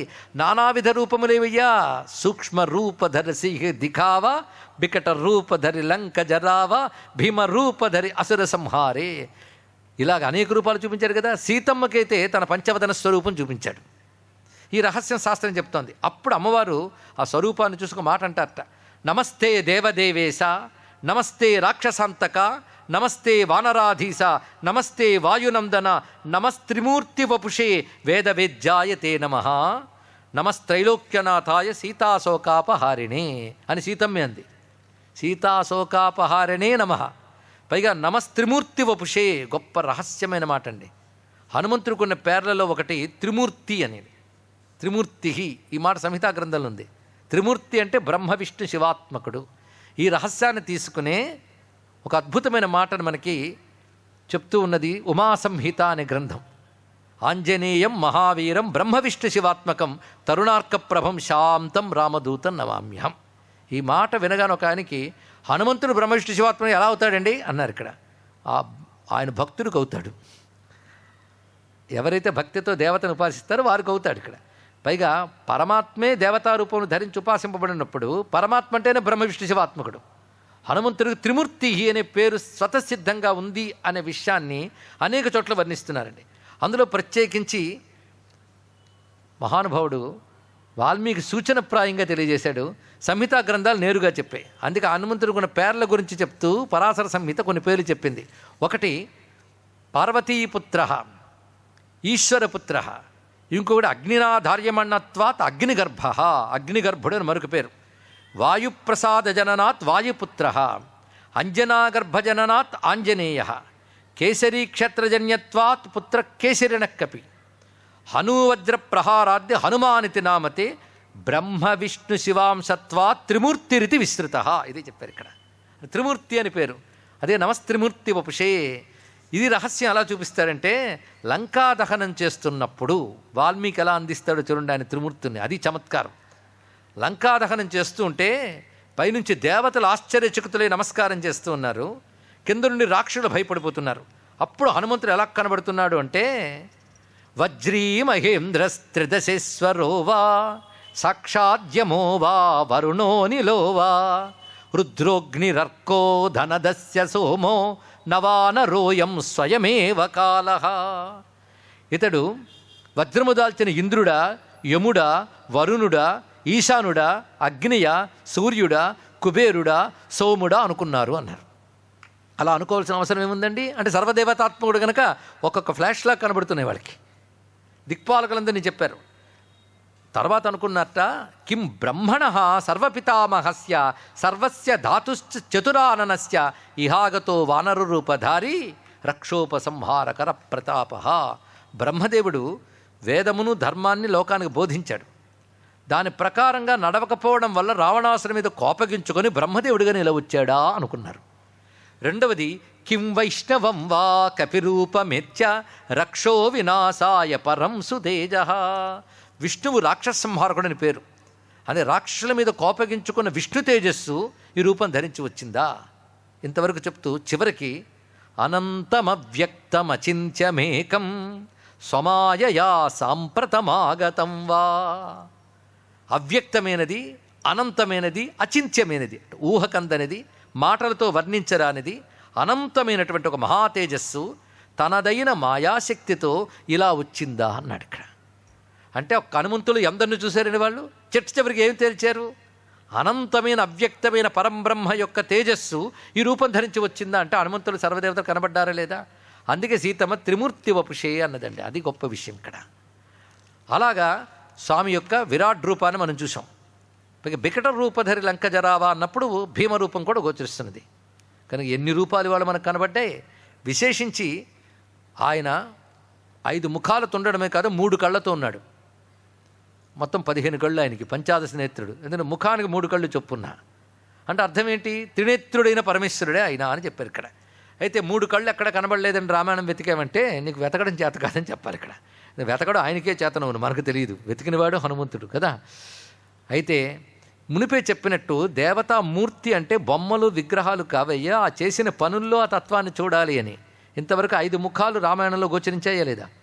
కళ్ళు చూపిస్తాం. 3 కళ్ళు అంటే 3 ఒకలాంటి కళ్ళు కావు. సూర్యనేత్రం, చంద్రనేత్రం, అగ్నినేత్రం, అది కదా 3 కళ్ళు అంటే. ఇవే రుద్రుని నేత్రాలు 3. ఆ 3 కళ్ళు ఎక్కడ చూపించాడో చూద్దాం రామాయణంలో. మొదటిది సూర్యనేత్రం. సూర్యుడి గురించి చెప్తూ వేదంలో మాట ఉంది. మిత్రస్య చక్షుషా సమీక్షామహే, సూర్యుని కంటితో అన్ని సమీక్ష చేసేదముగాక అన్నాడు. ఇక్కడ సూర్యుడు అంతటా వ్యాపించి అణువు మొదలు పెద్ద వస్తువులకు అన్నీ చూపిస్తాడు ఆయన, అంతే కదా. చిన్న నలుసు కూడా కనబడుతుంది. రాత్రి ఏదైనా వస్తువు వెతుకుతున్నాం అనుకోండి, కనబడకపోతే పొద్దున్న చూసుకుందామని అంటాం. పొద్దున్న ఏమిటా బెనిఫిట్? సూర్యకాంతి వస్తుంది, అప్పుడు ఏదైనా కనబడుతుంది, అది రహస్యం. కానీ ఏదైనా నలుసుతో సహా ఉన్నదాన్ని చూడాలంటే సూర్యుడు. లంకలో సీతమ్మని గాలించేటప్పుడు సూర్యనేత్రంతో వెతకాడు, మొత్తం సమీక్ష చేశాడు ఆయన. సీతమ్మని వెతకడం ఒక్కటే ఆయన పని కాదు, లంకను అబ్జర్వ్ చేయడం మొత్తం. లంకని ఆయన మొత్తం పరిశీలించేటప్పుడు సూర్యనేత్రం చూపించాడు, కానీ సూర్యనేత్రం పనిచేశాడు. రెండవది చంద్రనేత్రం. చంద్రుడు ఏం చేస్తాడు? తాపాన్ని పోగొట్టి ఆహా అనిపించేటట్టు శాంతినిస్తాడు. సీతమ్మ దగ్గరికి వచ్చి ఆమె యొక్క మనస్సులో ఉన్న తాపాన్ని, శోకాన్ని పోగొట్టి చల్లబరిచాడు. అప్పుడు సీతమ్మని ఎలా చూసినట్లు? చంద్రనేత్రంతో. కానీ సూర్యనేత్రంతో గాలించాడు, చంద్రనేత్రంతో ఓదార్చాడు, మిగిలిన కంటితో తగలబెట్టాడు లంకని అగ్నినేత్రంతో. ఈ రహస్యంతో విశ్వనాథ వారు ఒక మాట అంటారు, చూసి రమ్మంటే కాల్చి వచ్చాడని మాట ఉంది మనకి లోకంలో. అది తీసుకుని చూపులో అగ్గి కలవా అని చూడుమనుట, కాల్చవలసిన దానిని కాల్చుమనుట అన్నారు ఇక్కడ. ఎవడు చూపులో నిప్పుందో వాడిని చూసిరారా అంటే కాల్చిరారా అని అర్థం ఇక్కడ. అందుకో చూపు చూడరా అంటే ఒక చూపు చూడ్డు, 3 చూపులు చూస్తాడు. ఆ 3వది తీసుకొచ్చి తగలబెట్టాడు ఆయన. అందుకే బికట రూపధరి లంక జరావా. అసలు దేన్ని తగలబెట్టాడయ్యా అంటే, స్వామి నీ హృదయం రూపుగొని ఆ సమీరిగా మారి నీ ప్రేమమ్మున్ ధరణీజతో తెలిపి నీ క్రుద్ధోగ్ర భావమ్మును దామాకార మహాగ్నిగా రిపుపురిని దగ్ధంబు కావించి నీ శ్రీమన్ మంజుల గాథ సుందరము చేశాను రామచంద్ర ప్రభు. ఆయన వచ్చి ఏం చేశాడు? హనుమంతుడు ఎవరు? విష్ణోశ్చ హృదయం, రాముడు హృదయమే. రాముడు హృదయం ఎగిరొచ్చింది లంకకి. రాముడు హృదయంలో 2 ఉన్నాయి, సీతమ్మ మీద ప్రేమ, రావణాసురుడి మీద కోపం. సీతమ్మ మీద ప్రేమ ఓదార్పు మాటల రూపంలో ఇచ్చేశాడు అక్కడ. ఆ క్రోధం ఉంది కదా, రామక్రోధం, అది తీసుకొచ్చి తోక మీద పెట్టుకుని లంకని తగలబెట్టాడు. కానీ రాముని క్రోధమే తగలబెట్టింది, క్రోధం తగలబెట్టలేదయ్యా. సీతమ్మ శోకం తీసేసాడు కదా, తీసేసిన శోకం ఎక్కడ పెడతాడు?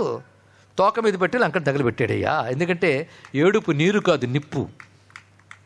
ఉల్లంఘ్య సింధో సలిలం సలీలం యశోకవహ్నిం జనకాత్మజాయా ఆదాయ తేనైవ దదాహ లంకాం నమామితం ప్రాంజలి రాంజనేయం.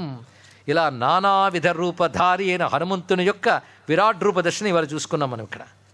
అటువంటి విరాట్ రూపానికి నమస్కారం చేసుకుంటూ మరొక సంహితా గ్రంథంలో పంచముఖాంజనేయ స్వరూపాన్ని పంచవక్త్రం మహాభీమం త్రిపంచనయనైర్యుతం దశభిర్బాహుభిర్యుక్తం సర్వకామార్థ సిద్ధిదం. పంచముఖాంజనేయము హనుమద్రూపముల యందు పరిపూర్ణము. అందుకే సర్వకామార్థ సిద్ధిదం, అన్ని కోరికలు నెరవేరుతాయి ఇక్కడ. చివరికి జ్ఞానమైన హయగ్రీవ స్వామి, ఆ తర్వాత ప్రతాపము, ఆరోగ్యము, విషహరము ఒకటేమిటండి అన్నీను. అందుకే ఆ రూపాన్ని చెప్తూ పూర్వంత వానరవక్త్రం హృదయం సూర్య సన్నిభం దంష్టాకరాళవదనం భృకుటి కుటిలోద్భవం అంటూ పంచవదనాన్ని ధ్యానిస్తూ అటువంటి పంచవదనుడైనటువంటి హనుమత్స్వామి యొక్క స్వరూపాన్ని వాళ్ళు చూడగలిగాం. అదేవిధంగా సూక్ష్మరూపధరి మొదలుకొని రామచంద్రకే కాజు సవారే వరకు స్వామి రూపములని చెప్పాడు.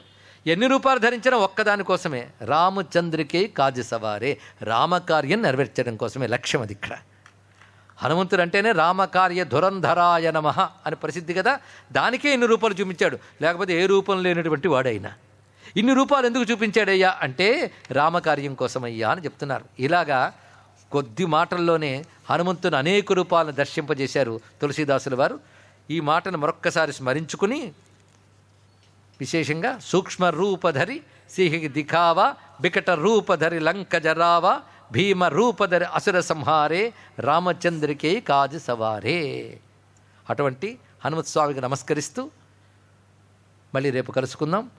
అయితే ఇప్పుడు ఇంత చేసి చాలీసాలు ఎన్ని జరిగాయండి అంటే 10 అయ్యాయండి. చాలీసాలు 10 అయితే ఇంకెన్ని ఉన్నాయండి? మొత్తం 7 రోజుల్లో 5 రోజులు 10 అయిపోతే 2 రోజులకి ఎన్ని అవుతాయి? ఆ సమస్య నాది, నేను చూసుకుంటాం. నిశ్చింతగా హనుమాన్ చాలీసా పూర్తి చేసే పెడతాం. ఇక్కడ ఒక చోట విస్తారంగా చెప్పినది మరొక చోటుకు వచ్చేటప్పటికల్లా స్మరిస్తే చాలు. అదే ప్రణాళికతో ఏది తగ్గించకుండా, ఏది పెంచకుండా, ఎక్కడ ఏది ఎంత అవసరమో అంత చెప్పించి హనుమంతుడున్నాడు కనుక ఒక ధైర్యం మీకు నాకు కూడా. మళ్ళీ రేపు కలుసుకుందాం.